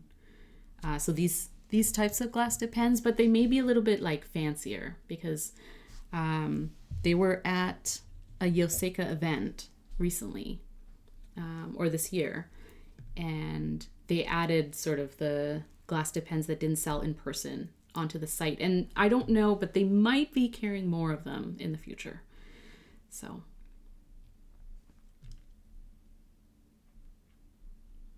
why are the handles thinner? I feel like the cartridge ones seem bulky to me and the glass ones seem thinner.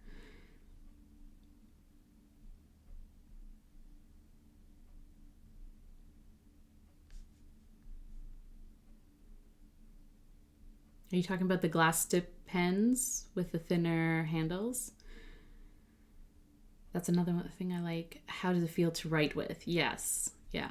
It depends on the design of the pen. But that can also be said about fountain pens, right? Like how comfortable are specific pens or different types of pens? And I think the same can be said about fountain pens too. The Fonte glass tip pens, yeah, they're very cheap. They have a plastic body, and you can, yeah, and they have a cap, yeah. You can carry it around. You have way more questions. It's all good. Fountain pens are the most customizable. I love Olive Octopus right up. You can choose the shape and size of the pen. Yes, yes, and yes. It is very, very customizable. Yes, that's a good point. And always, you know, it comes down to how much you want to spend on the pen, and what your needs are. Like, are you using it for taking down notes? Are you using it for drawing? Are you using it for like fountain pen news for, you know, the enjoyment of seeing a flex nib and that ink sort of helping you with like hand lettering and stuff like that? Or are you more of like, you know, you just sort of need to write down things and then move on with your day? Do you need to have this pen be portable, right? So can it, you know, do you want something that's not as expensive so you don't have to worry too much about taking it with you outside of the house and stuff like that, and also make it easy to fill up with ink? So if you need to, can you throw a cartridge into it? Whereas like some pens, like a TWSBI, you can't. So if you run out of ink, which I don't know how often that happens, but if you do run out of ink, you do have to have a bottle of ink available. Or if you're changing out the ink, how easy is it to clean out, right? Like I'd say a TWSBI is a lot harder to clean out versus if you're using a cartridge and you just kind of get rid of the cartridge and pop in another one. Finding the perfect pen is a fun part. Yeah. And then you just keep building on it, right? They're made to fit the writer, for sure. Yeah. Shout out to Poutine. I love that. It's a lot of mobile typing. You're doing this on your phone? No, package is ready. Driving to UPS to drop off now. Yay, happy lurking. Get those packages sent. Olive Octopus. I do love watching the ink flow onto paper. Yes, Indy. I know we talked about this, right? You and I love the ink flow and watching it on paper. The other thing too to think about is when you're first getting into fountain pens, I would say similar to what people have said about Platinum Preppy or the Pilot Kakuno, or, you know, I have sort of like the cheaper, easy to carry around. I think this one's the or this one is the Muji version of a Platinum Preppy. So some stores you'll be able to find their version of a fountain pen that you can drop a cartridge into, and then you don't have to worry about, you know, filling it up with ink or having the right ink color and things like that. But once, like, I think I sort of started with the more beginner friendly fountain pens, then I moved on to TWSBIs because I wanted to really play with bottles of ink and inking up a fountain pen using an ink bottle. And then from there, I think I started to play around with different nib types or nib sizes. So I started with extra fine and fine because that was kind of my go-to size for gel pens. And then as I really started to enjoy watching, you know, writing with ink and seeing that ink on paper, and the different colors and different properties you can get, I sort of moved into more of the broader nibs. And so the broader you get, the more or the more, you know, the thicker your line is going to be when you're writing with it, and more ink you're going to use and put down on the paper. So that's kind of one thing to think about. And as I sort of moved through the different fountain pens with different nibs, I found that for me, I like broader nibs. And once you sort of get to the nib size that you like, then you can start to play with, you know, the different types of pens or different pen shapes, sizes. This is an Esterbrook, so this one is more of a classic cigar shape, similar to a Pilot. This one is a custom A23.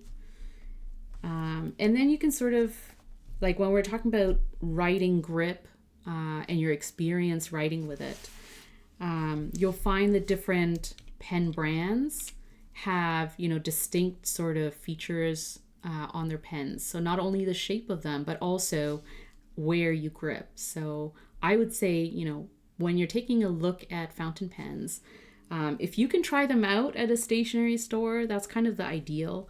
Or if you have friends who have fountain pens, or if you're going to an event where they have fountain pens available, you know, always look out for tester pens and try them out if you can before, you know, purchasing a bunch of them, especially because, you know, they can add up in cost. But some, they will have, you know, threading, or the grip section will be small or longer. And then the nib too, depending on how you write with them, what size the nib is, it can feel comfortable or it can feel uncomfortable, right? And that's where you sort of get into the area of, like, now you know what nib size you like. You've played with cartridges. Maybe you want to play with, you know, using an ink bottle to fill up your pen. But then you can sort of get into different types of fountain pens, shape and size wise, whether you're into, you know, pocket pens or standard size. And then you get into customizing not only the nib, but also getting fountain pens from makers. So, you know, the typical sort of Pilot, Platinum, TWSBI, Sailor, Italian brands like Leonardo. You can get into the area of, you know, now you have makers or independent fountain pen makers. And these are people who make a fountain pen from scratch, right? And then you can get into the area of, you know, different types of pens that the makers are making that you can't get, you know, from a regular sort of manufacturer, a pen manufacturer.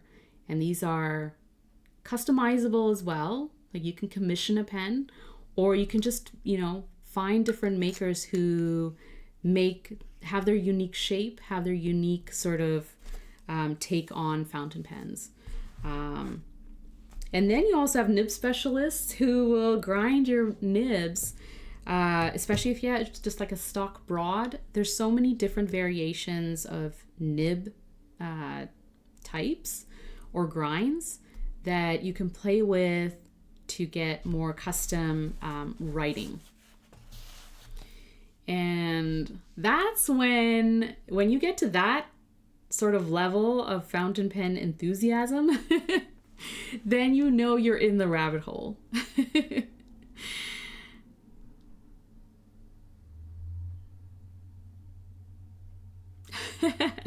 I'm so hungry. Talking about poutine does not help. Oh, I love poutine.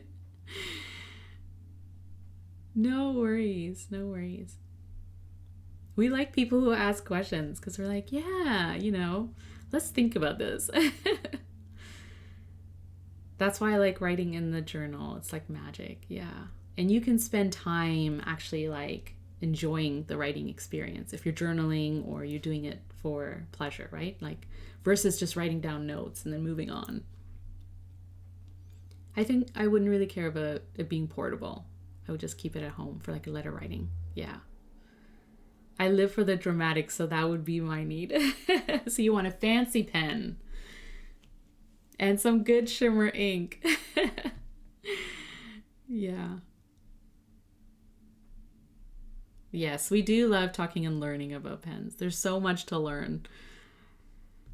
Oh, you've learned so much from me. I'm still learning. That's why I follow all these people in the community. And join their streams so I can just like low-key learn a little bit more. Yeah. Pawpaw Gal, you've been using it for a year and a half, but I feel like you've learned and pushed yourself so much in that time to like, go from using the pens that you're comfortable with to now like maker pens and different types of nibs too. Filling systems don't bother me too much, but the size and nibs do. Yeah. So trying different ones is the best. I think, yeah, I mean, in terms of filling system, especially if you're like, at first I was, sort of hesitant to try and fill up a fountain pen with ink because, stories of like, you could ruin the pen and ink will get everywhere. And once you sort of get over like having ink on your fingers, you'll always kind of, I don't know how, but ink will get on your fingers. Once you get over the feeling of that being, uncomfortable or awkward or, not wanting that, then you can play around with different inks, different colors, especially if you are into dramatics. There are different types of inks that you can play with too. And yeah, broader nibs will let you be a little bit more, can show off those inks a little bit more. So if you are getting, bright inks or shimmery inks, the broader nibs will not only handle them better, especially shimmer, because the finer your nib is, the less likely they're able to work really well with shimmer inks, depending on the pen. Like I do know people who use finer nibs and they're fine with the shimmer inks. But my sort of general recommendation for shimmer inks is broad or broader. The broadest you feel comfortable using, probably.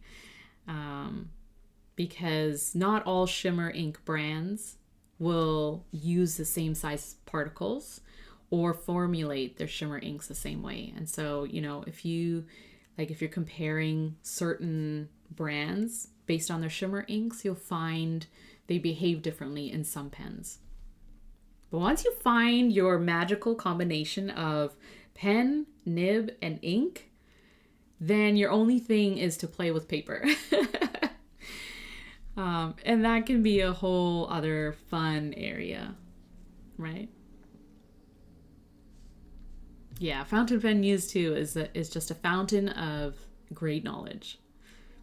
Always learning even after many years. Same, Bailey, same. Yes, you have to get a good pen so you can take notes and a good notebook. Falling deep down the rabbit hole, for sure. And then there's a pen repair things to learn. Yes. Brian Anderson He works on vintage pens on Twitch, and yeah, you can ask him questions, and that's what I love about this community, is that people are open to questions and are open to sharing what they know, in case that sort of helps you with, figuring things out and trying things too. A lot of times too, it's kind of like, just try it and see, right? It's also very hard to write a rant in bright shimmer ink, just saying. But it's not hard to do that with an architect nib, Indy. Just saying. I love my architect nibs for writing in all caps and yelling at my journal page. It's so satisfying. Yeah. Or your double broad. Because then you're just getting all sorts of ink on that paper. One thing I love is a nice pink with pearl finish, or a blue, and something iridescent, so that's going to be what I look for in fun inks. I think you can find some really good fun inks with those criteria. Olive Octopus definitely is a great resource too for inks and ink samples. If you hop on one of Lisa's Twitch streams, I think the next one should be Thursday, tomorrow morning. Well, morning for me. Really early morning for me, actually. But yeah, check out Olive Octopus for sure. You know what Kirk Sphere told me? He said that Bach nibs handle shimmer better than Yovo. Oh, interesting. I didn't know that fountain pen use. That's good to know. Yeah, I wonder.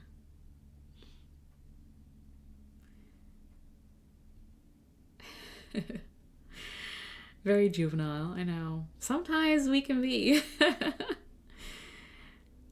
You're getting ready to suggest double broad. Yeah. Yeah, I know. Broad nibs. Broad or broader. But imagine receiving a love letter that was written with a fancy glass dip pen and cherry red ink. Wow. Either that's a threatening note or a love letter. Yeah, fancy glass dip pen for sure. I think there's something very romantic, right, about using a glass dip pen and hand printing, handwriting a nice note or something. That's very nice. So iconic. Yeah. If you're close to me, I have a lot of pretty shimmer inks. Oh, that's awesome, Indy. Either way, it's very passionate. Yeah, for sure. For sure.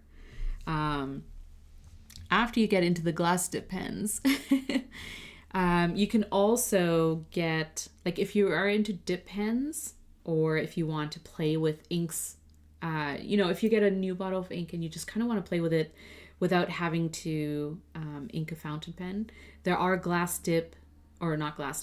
there are dip pens, and usually they'll be, stainless steel or a metal variety.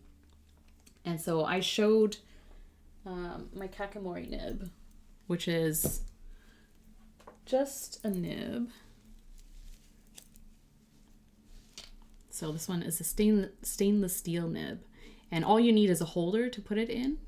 And usually holders that are meant for, or can hold like calligraphy nibs, they could also work for these types of dip nibs. So yeah, all you need is a holder. And if you want to play around with dip pens, the metal variety, you can get these. And this one's a Kakimori, this one's a Colorverse. You can also get sort of cheaper and more portable ones. From Sailor. You can buy the handles and different sizes of dip nibs from them as well. And yeah, I mean, I'm pretty sure you can get other brands of sort of these metal or dip nibs that are not the glass variety as well. If you want to play around with writing or drawing or hand lettering, penning with inks that you might have. And I mentioned the Kakimori pigment ink because pigment inks are great to use with dip pens, with like the metallic or metal dip pens, as long as you remember to wash them out, because pigment will sort of stick to things. And so just be aware of what kind of ink as well that you're throwing into your pen. Standard inks are the best for fountain pens, but you can also get, pigment inks, which, if you use standard inks and then you want to work into pigment inks, then that's fine. But again, different properties of inks will handle, they'll sort of handle differently in fountain pens. So pigment inks will sort of stick in there, and if you're not using them regularly, then they might be hard to clean out, if that day comes.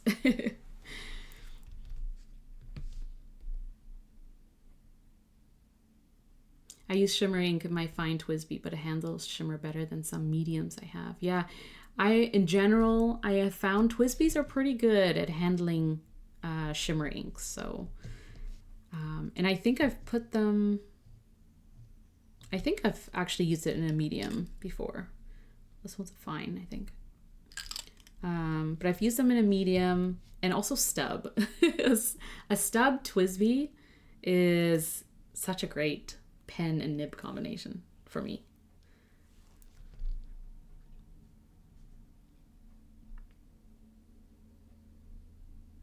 The entire process would seem more romantic if it was a nice fountain. Yeah.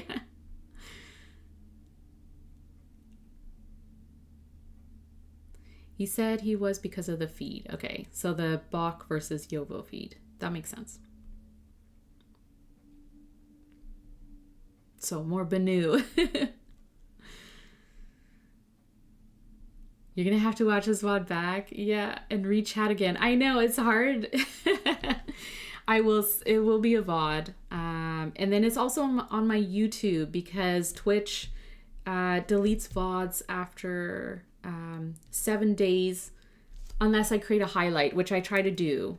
And I try and save that. But it also, I'm only allowed a certain number of hours on Twitch and stuff. So if you want to watch this like weeks from now, watch it on my YouTube if possible, because I don't know how long it stays on Twitch. So the replay will be on YouTube.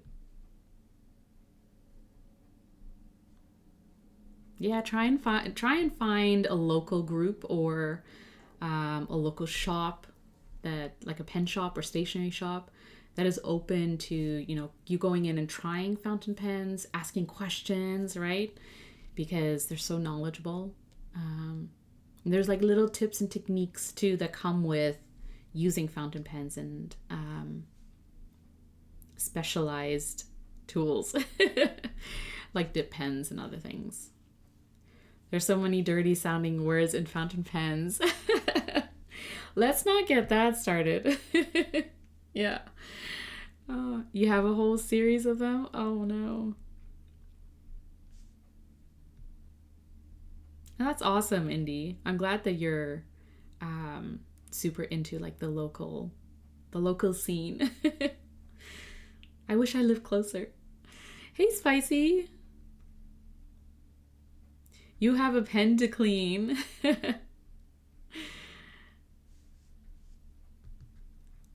Jet pens, yes, recommend. Jet pens is great. They do have a lot of inks. Atlas Stationers is in Chicago. They're great. I also have a code so you get 10% off Atlas if you order from them. I wish I had a code for jet pens. But yeah, you can find all my affiliate links in, I think, one of the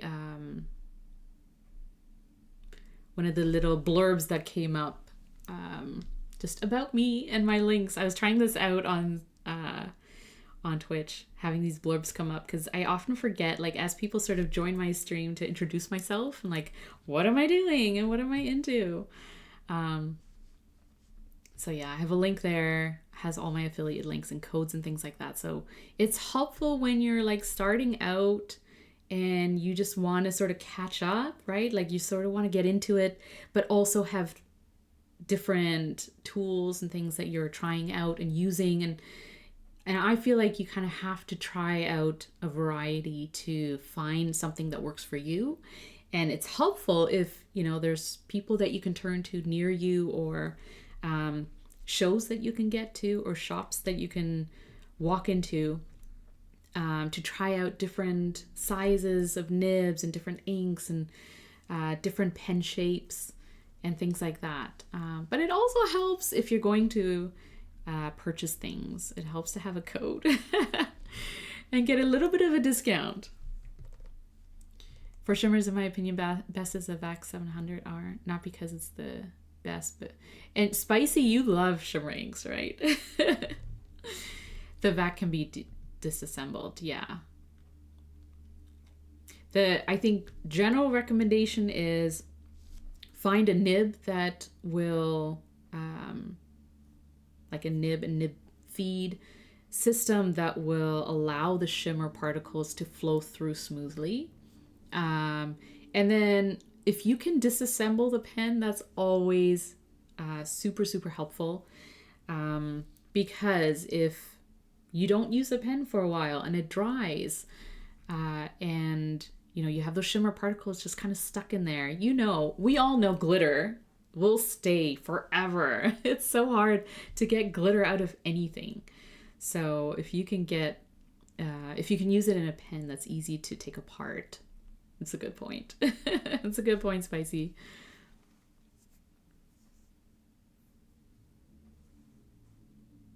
For the same reason, I'm pretty sure the Opus 88 is a good candidate. Yeah, that makes sense too. Though I haven't tried shimmer inks in my Opus 88s, but I do like that they're really easy to clean out.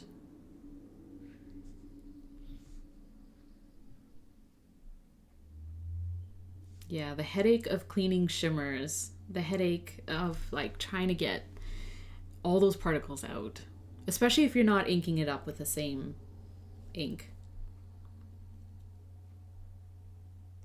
At some point you'll have to deassemble, yeah. That's why you get the bulb cleaning thing. It's the nose, the nose. Anyways, the nose, the bulb, the bulbous thing. Yeah.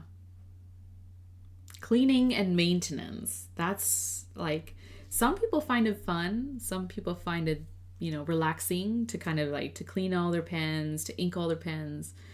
I personally am not a huge fan of cleaning out my pens. I think that's why I kind of stick to 15 or under currently inked. I think for this month I have 10. I'm like, I'm good with that. Just because I don't want to clean out like a ton of pens all the time. The one you use on kids' noses, I know. I had to use them many times when my kids were really young. I rather like using them on pens.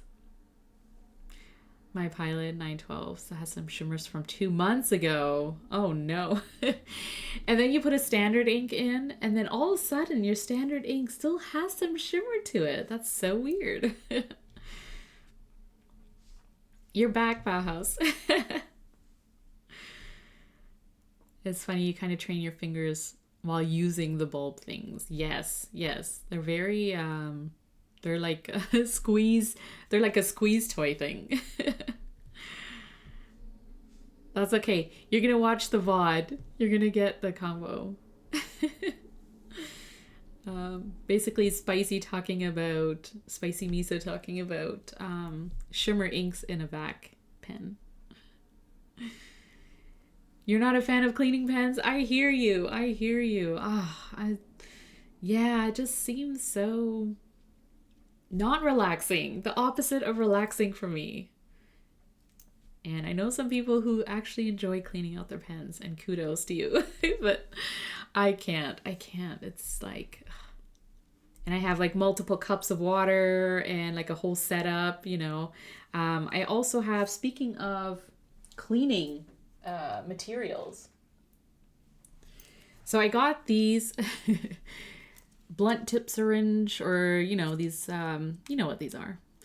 And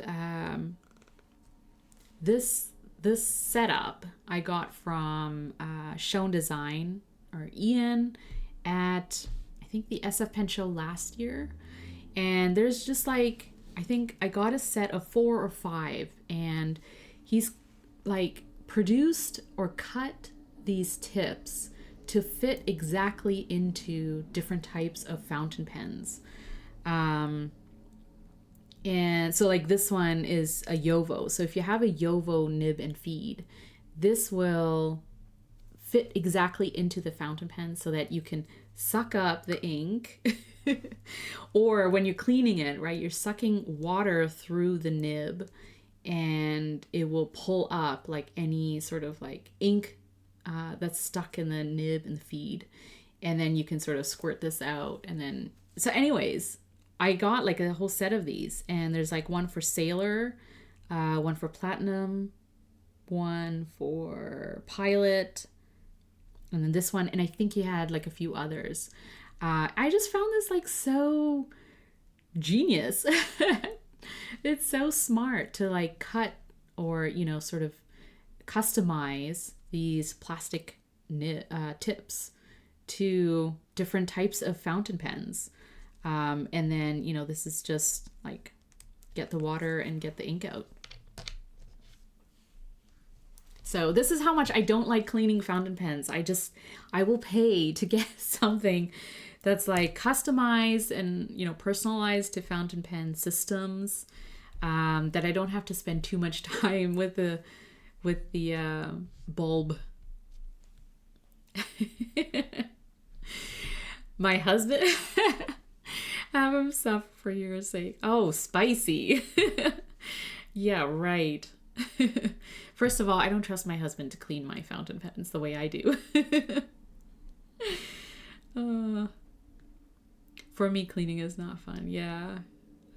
I think the only person I know that probably enjoys cleaning fountain, I don't know, enjoy, or like, you know, doesn't mind it and just sort of gets into it, is Karina. I'm gonna dox Karina. But I think she actually kind of like just does it. It's like a process for her to get into cleaning fountain pens, which I just can't. I can't get into it. Cleaning for me is more fun now. I mean, the salad spinner thing, like Brian Anderson has. So you have customized your process of doing it too, Indy. I love that. Is anybody a fan of cleaning pens, right? Oh, you're kind of lazy about cleaning pens, fountain pen use. You bought one from Shown at SF? Yes, use it, Papa Gal, because it is, I don't know how, but it is so like just useful. It's just so, and the funny thing is, I use the, you know, the nose bulby thing to clean out my pens, and I just find like sometimes, and then I go in with like one of these like custom cleaning suckers things, and then all of a sudden it's pulling out ink that I thought I'd cleaned out of the pen. And so, you know, sometimes it's, you think you clean something, but like Spicy said, you see that shimmer or whatever, the ink color for, you know, the future. It's a good hubby job. Requirements for my future partner: learn to clean my fountain pen. Is it a joke though? If I was an ink brand, I'd make a kit that was wine inspired. Oh, for more aged reds to midnight purples to rosé. But don't drink the ink.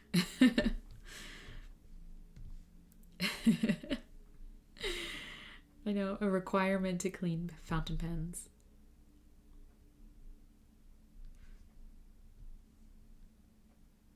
For cleaning, I just cut my pilot cartridge and strapped a syringe on it. Yeah, I mean, that's sounds like it would work. That's pretty much the idea. Because you could fit it into the pen, but you can also, you know, suck the ink and water through it to flush it out.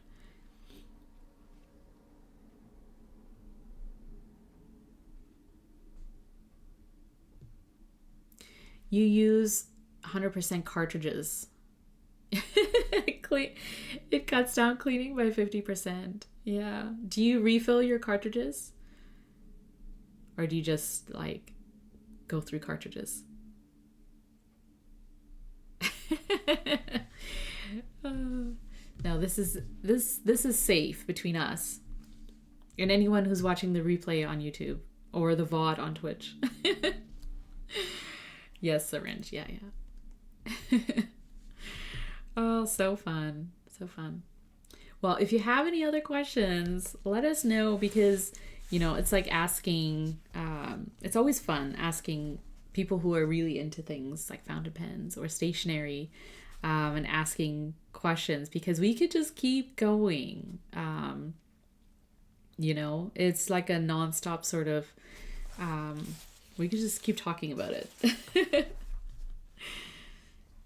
I don't use Con 70. I hear you. I can't stand, between you and me, I can't stand pilot converters. And so all of my pilot pens that take cartridges or converters, I use cartridges in, and I just refill the cartridges. So yeah, I hear you. And you can clean them out. But again, you know, because they're plastic, just they don't last forever. So, but yeah, I can't deal with pilot converters. I can't wait for the Columbus show. So many questions I want to ask in person. Yes, I know. And that's the perfect place and time, right? Because you have all these knowledgeable people, passionate people who have probably, you know, learned the hard way, you know, what works and what doesn't work and stuff, and are willing to share their experience, which is one of the biggest things I love about this community, is people sharing their experience and what works and what doesn't work and what to stay away from and how to do things faster and easier and more efficiently too. Geez, Crafty's in the house. How are you? How's it going? Cartridge is better. Yeah. The FB is not primed, but I can wait for 1 hour. You can wait for 1 hour. Yeah. No, that's a good point. It's not primed, so gotta have to wait. Have to wait for gravity to do its thing sometimes. To get it down. Yeah. Oh, that's awesome. How was Orlando?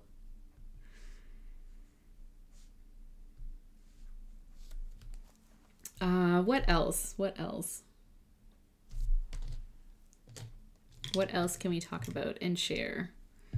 Oh,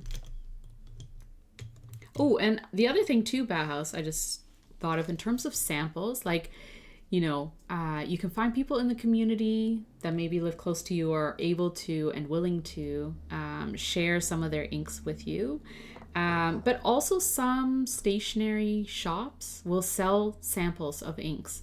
So if you're ordering from certain shops, look into if you can order like 3 mils of an ink, 2 or 3 mils of an ink that you like, especially if you're kind of like, oh, I like this type of ink or the shade, but you don't want to buy a whole bottle of it just to test it out. You can always find a place that you can purchase those samples online from.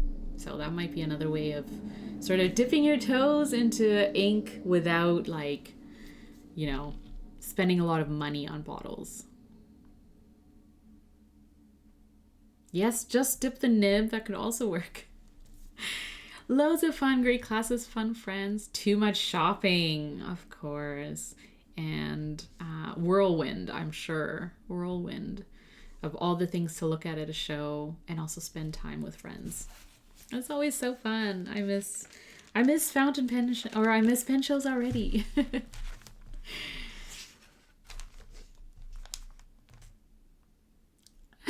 Just the tip. Oh, yeah. Of course. By the way, as a brown ink enthusiast.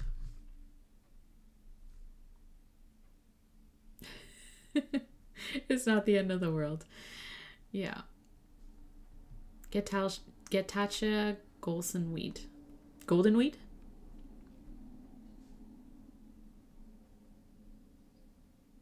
Yeah, sample the inks are so much fun. Yeah. Yeah, because then you can just like get a whole bunch of different sample inks. I used to do that a lot, getting sample inks and then trying them out, right? It's a good way not only to figure out what ink shades you like, but also what brands of inks you like. Because depending on the brand, they can also behave differently. And I don't know, sometimes you're kind of drawn to a certain line of inks, I think. Us Europeans don't get too much options.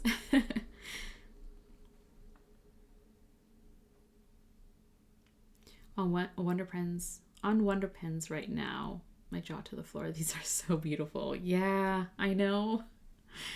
They are. I agree. Oh, awesome. At this point, I have more brown ink than any other colors. I'm a proud owner of 10 Akibi bottles. They're safe. Wow. I think you're good. You're good to go. You're good for Akibi. I think the most ink bottles I have of a color are probably blue. I have to check on Fountain Pen Companion. I have to update it actually because yeah, I've acquired some more bottles, but probably blue. That makes sense. I'm so bad at remembering to look at the ink samples. Yeah. But it's like when you want, like if you're buying something from a shop, I always find the ink samples are kind of a way to like either, boost your threshold to free shipping, or it's kind of like, I just want to throw in a couple of like little things. So yeah, ink samples are one of those, like if you have everything else, you might as well. Ferris Wheel Press Curious Collaboration Series. Yeah. Oh, wow. Those are really good. Yeah. What a name. What a name. Let's see. What does that look like?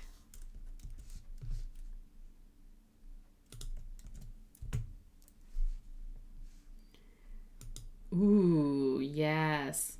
That is nice.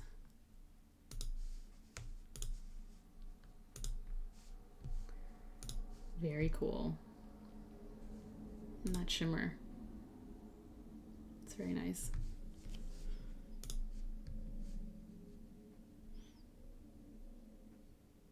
Okay. I'm scared of getting Ferris Wheel Press.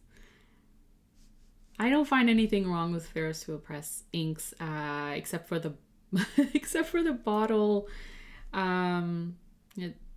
design, I guess, being prone to tipping over, which is kind of old news.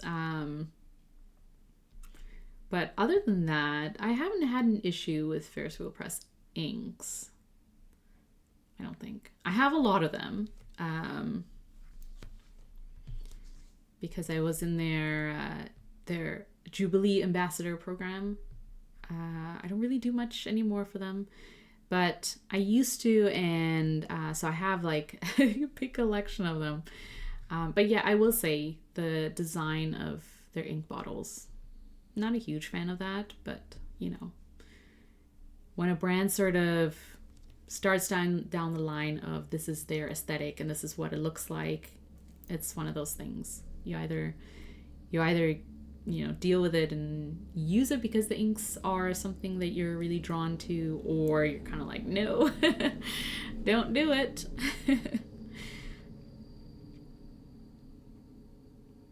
Yeah.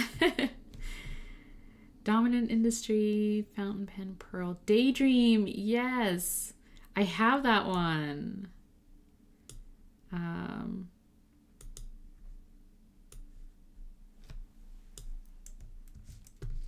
I have a bottle of that and it is so pretty.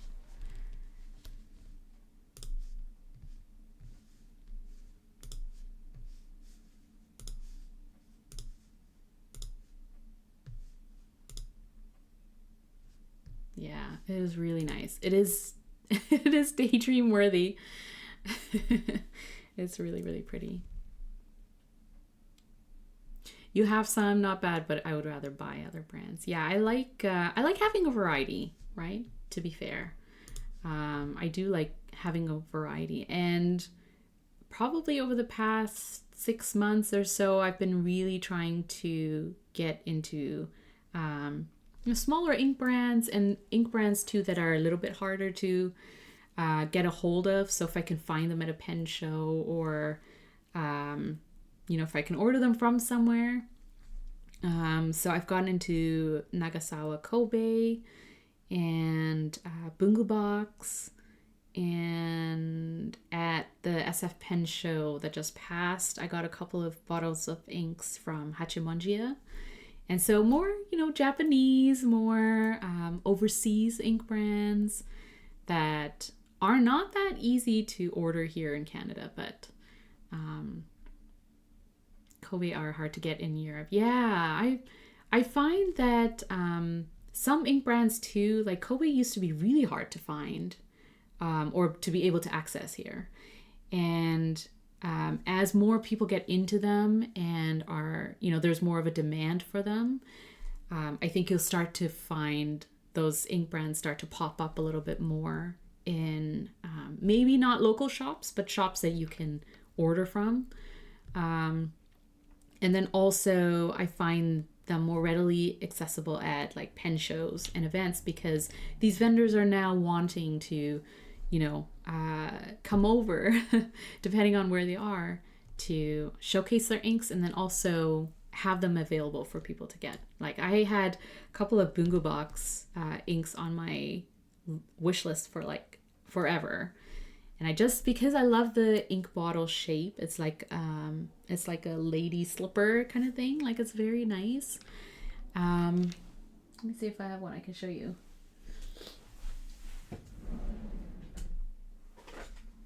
There we go.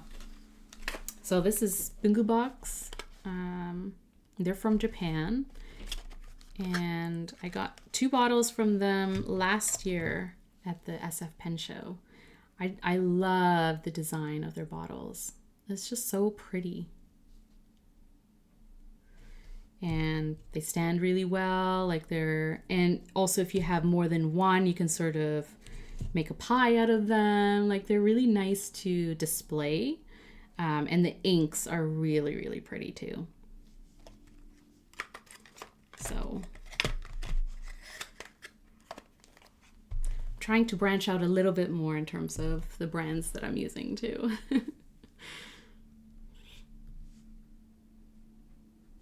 Ink Institute, I've heard good things. Let's see.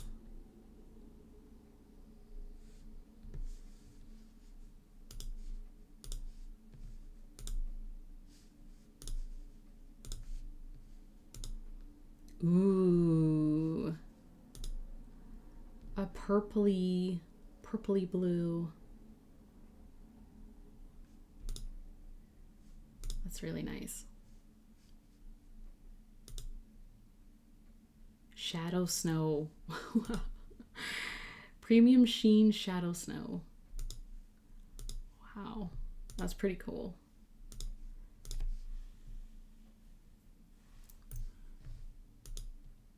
It's a heavy sheener. Yeah, I don't know if personally I'm into like really heavy sheeners. But I do find them really interesting. I'm scared of Nitrogen 2.0. Pretty purpley blue. Yeah, it is very, very pretty. Something about me asking for a pink pearl ink. On my first search, I find exactly that. Yeah, exactly. When you put it out there, Bauhaus, it's like, here you go. For sure. There are, yeah, there are a lot of options. Once you're into that, and once you narrow it down to a certain shade, you can then search for inks and brands that carry, those types of inks and stuff like that. And you can really go down and narrow down to what you're into.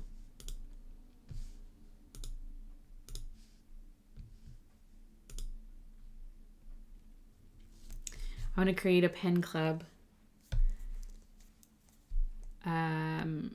Whoever brings the nitrogen ink, I'm kicking the person out. No, you're not being sarcastic. You're being spicy. You know what ink I haven't, or what type of ink I haven't tried is Iron Gull.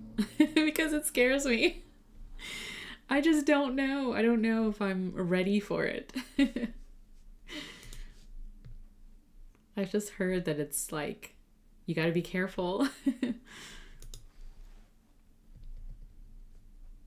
Ink Institute are really great inks. They can be a little light, although that one doesn't seem light. Oh, yeah, that one actually seemed pretty dark in the sheening variety. But yeah, okay, that's interesting to know, fountain pen use. They tend to be a little bit light.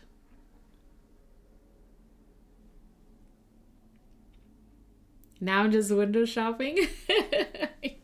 Let us know what you're drawn to, what you find. I know, window shopping. It's like now that you've found where you can go and what you can find. Sailor Uramiki are wild, yeah. I want to get more Sailor inks. I don't think I have too many. I have probably a few, like 3 or 4 Ink Studio. I have 3 Ink Studio, and I have a couple of Manyo, 2 or 3. I don't have 40 bottles of Akibi. Though I did have a sample of Akibi and I thoroughly enjoyed it. And I found Wearingeul Cheshire Cat is it's not like exactly the same. It's pretty similar if you're really into like bright magenta shades. And I found that really nice. So Wearingeul is also very nice. A very good ink brand in terms of the variety of like shimmer inks, as well as standard inks that also have, really nice properties to them. I don't have a ton of Wearingeul, but I do have quite a few bottles of them and samples too. How many collabs have they done? I just saw a Superman ink. Oh, are you talking about Ferris Wheel Press? Yes, I know. They have done so many inks and collabs. Some inks that look very similar to others in the lineup, but if you're into shimmer inks, Ferris Wheel Press, Wearingeul, Diamine, Robert Oster, I think has some shimmer inks, though I don't. Oh, I have a couple of Robert Oster collaboration shimmer inks. I like them. They're not too bad. Olive Octopus has lots of different inks and swatches. Yeah, definitely. Olive Octopus is a great resource for inks, especially if you're thinking about like shades. She has swatch books. Iron Gull should scare you. Thank you. Okay, so I feel like I have a valid concern. So I'm not just like, yeah.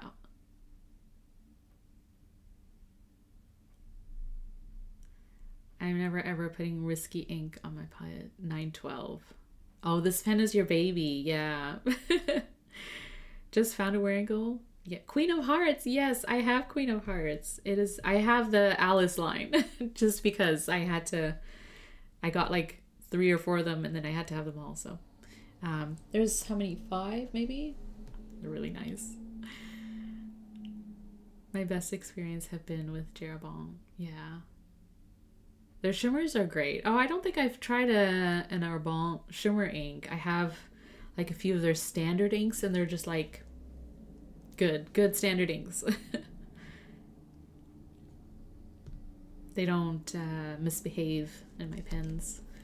I need to get my hands on Octa's shade book. I'd sit for hours. Yes, I've seen all of Octopus's swatch books in person, and yes, you could sit there and look for hours because Olive Octopus also does it in like with different paper, so you can see how one ink looks on like 3 different types of paper or something like that. I don't even know anymore. But it's super interesting and very time consuming in a good way. You can definitely sit there and just look. One of the girls in my pen club gave me the idea to make a swatch book, so I have one started. Yes, Indy, for sure. That's a great idea. Definitely do a swatch book. A dupe for Nuclear Sunset exists. A taxidermy genius is also gorgeous. Someone who loves oddities, that name calls to me. Yeah, for sure. Yeah, I do my, I'll show you my ink swatch book.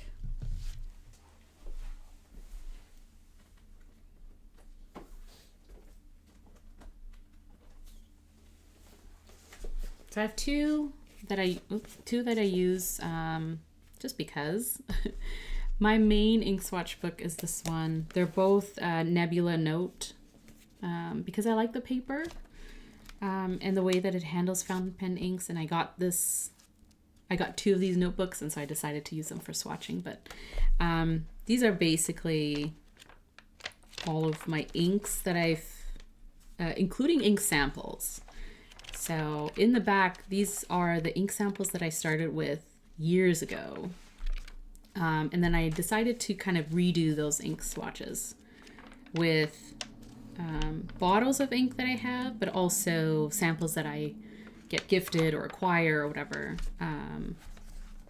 more recently.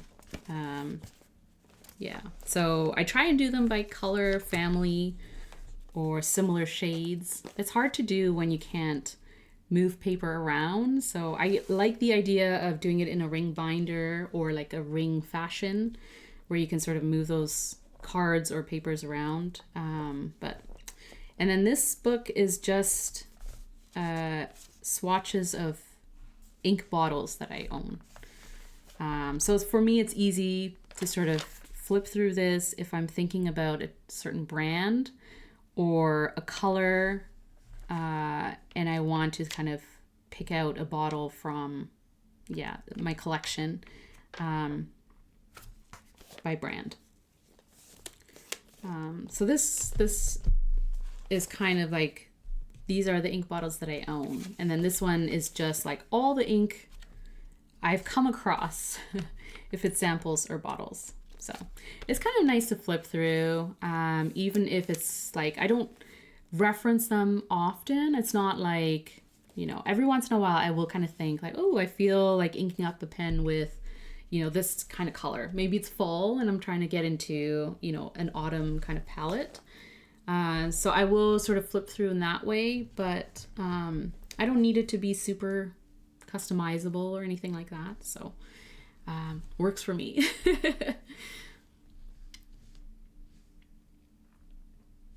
Olive Octopus is back. I'm using a 3-ring binder so I can put the inks in different orders. Yeah, indeed. That's kind of the ideal way, I think, that I would do it if I redid my whole system. And I tried a couple varieties. Like I tried doing it in a plotter binder, and it worked for a little while. And then I was like, you know what? I'm just going to stick with what I've used for years. So we'll see. We'll see if I redo that. Number of papers vary. Yeah. You cart the majority of swatches and coloring to pen meetups. Yeah. Wow, you carted to a mostly weekly pen club. Yes, and pen shows so people can look through them. I love rifling through and just sort of looking, and it's like an enjoyment to look through the swatches that Olive Octopus does.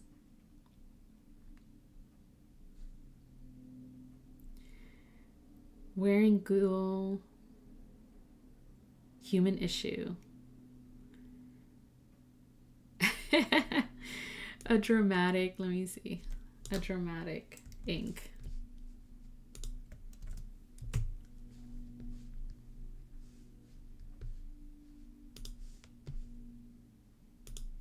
Yes, that is pretty dramatic. Wow. Kind of reminds me of like Writer's Blood or something from Diamine. Something dark like that. Spicy. For Olive's next stream, you're gonna show something. I'll be there for it.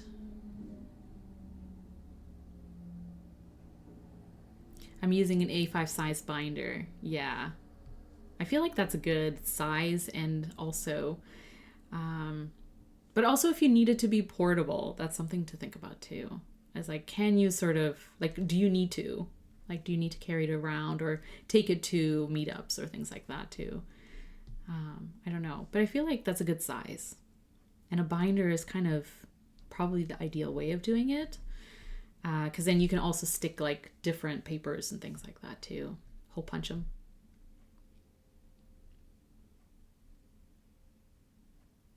Yeah, just take the big green pen show after dark.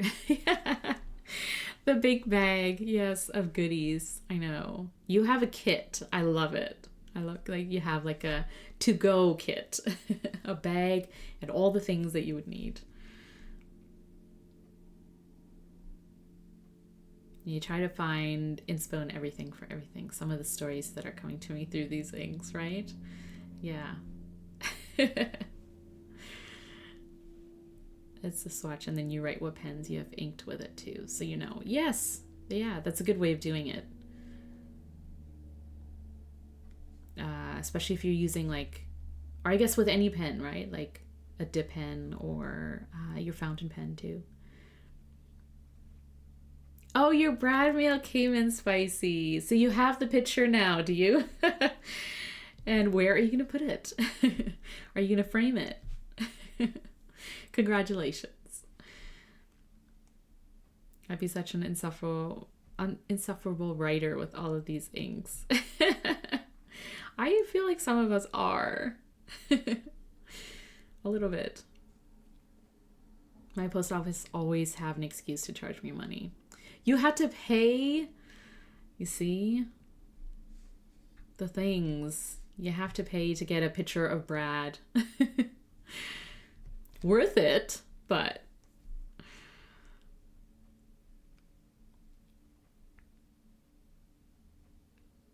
some inks look different with different pens. It's kind of weird. Yeah, that's a good point. Lucas, is that a 3D printed object in the top right next to the row? Yes, it is. This one, it's an octopus. It's by Inkapet. And it's 3D printed, and it holds, well, it holds things, but also it holds ink vials. So that's really, really handy so that it doesn't fall over. I got this, Inkapet had a table at the PNW Pen Show in Portland in July. I just thought it was really, really cute. And it's like multicolor. Very cool, right? Yeah. I have 2 kids and they got an axolotl each, which like, I kind of wish I got one too, but the octopus is super cute. You're a product designer, so you do lots of printing. Wow, you built a printer too. Whoa, that's awesome. Yeah, I have not 3D printed anything, but I find it super, super cool and very useful. Yeah, I know, built a printer, right? Impressed. Super impressive. Since there's no live podcast tomorrow, I should be on my old normal time. Yeah. Awesome. 25 euros. Oh, yeah, but totally worth it. Yeah, I know.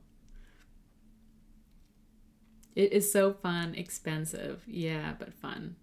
Yeah, but aren't all these hobbies kind of like they can get to that point? Expensive, but worth it, you know? At this point, just free is free. Can't complain. I mean, some things are priceless. That I will tell you. All right, it is time to go. Yeah, I do have to bounce. But let's see. I did see that Brian Anderson came in.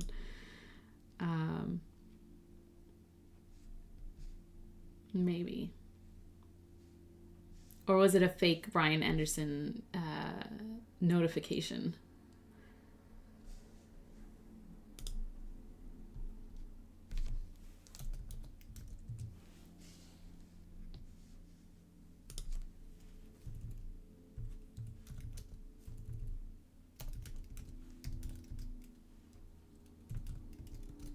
I can't see it. Maybe not.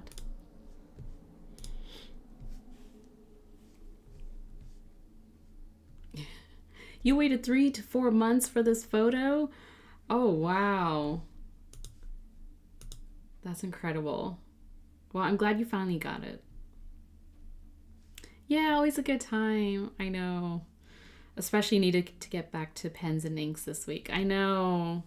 I'm glad you're done with jury duty because it's one of those necessities, but also, you get pulled out of your routine and your norm, and you have to get back to it. So I'm glad you were able to do that. I'm glad you joined. I'm glad all of you were able to join at some point or another. Thanks for all the questions, Bauhaus. I feel like a lot of us sort of pulled into, and everyone in chat too, pulled in with their experience, which I truly appreciate because I constantly learn. And I'm blown away by how much this community is willing to share and encourage. And also penable and ink-able. So I am all here for it, for sure.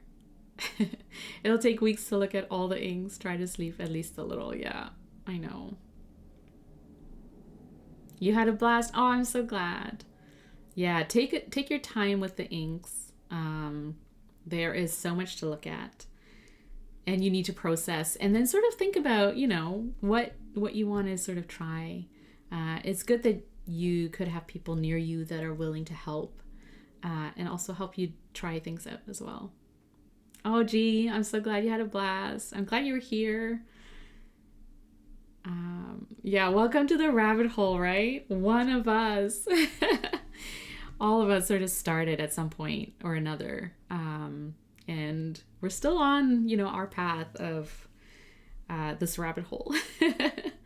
Always lovely to have you here. For sure. Always nice to have you. I can't. Oh, Brian is here. I was like, I can't see Brian, but Brian is here. Okay, so I'm gonna throw it over to Brian probably. But thank you so much for joining. Thanks for being here, and I'm so glad you were here for me painting with fountain pen inks. I just wanted to kind of get a feel for these inks again, especially as we move into the fall season.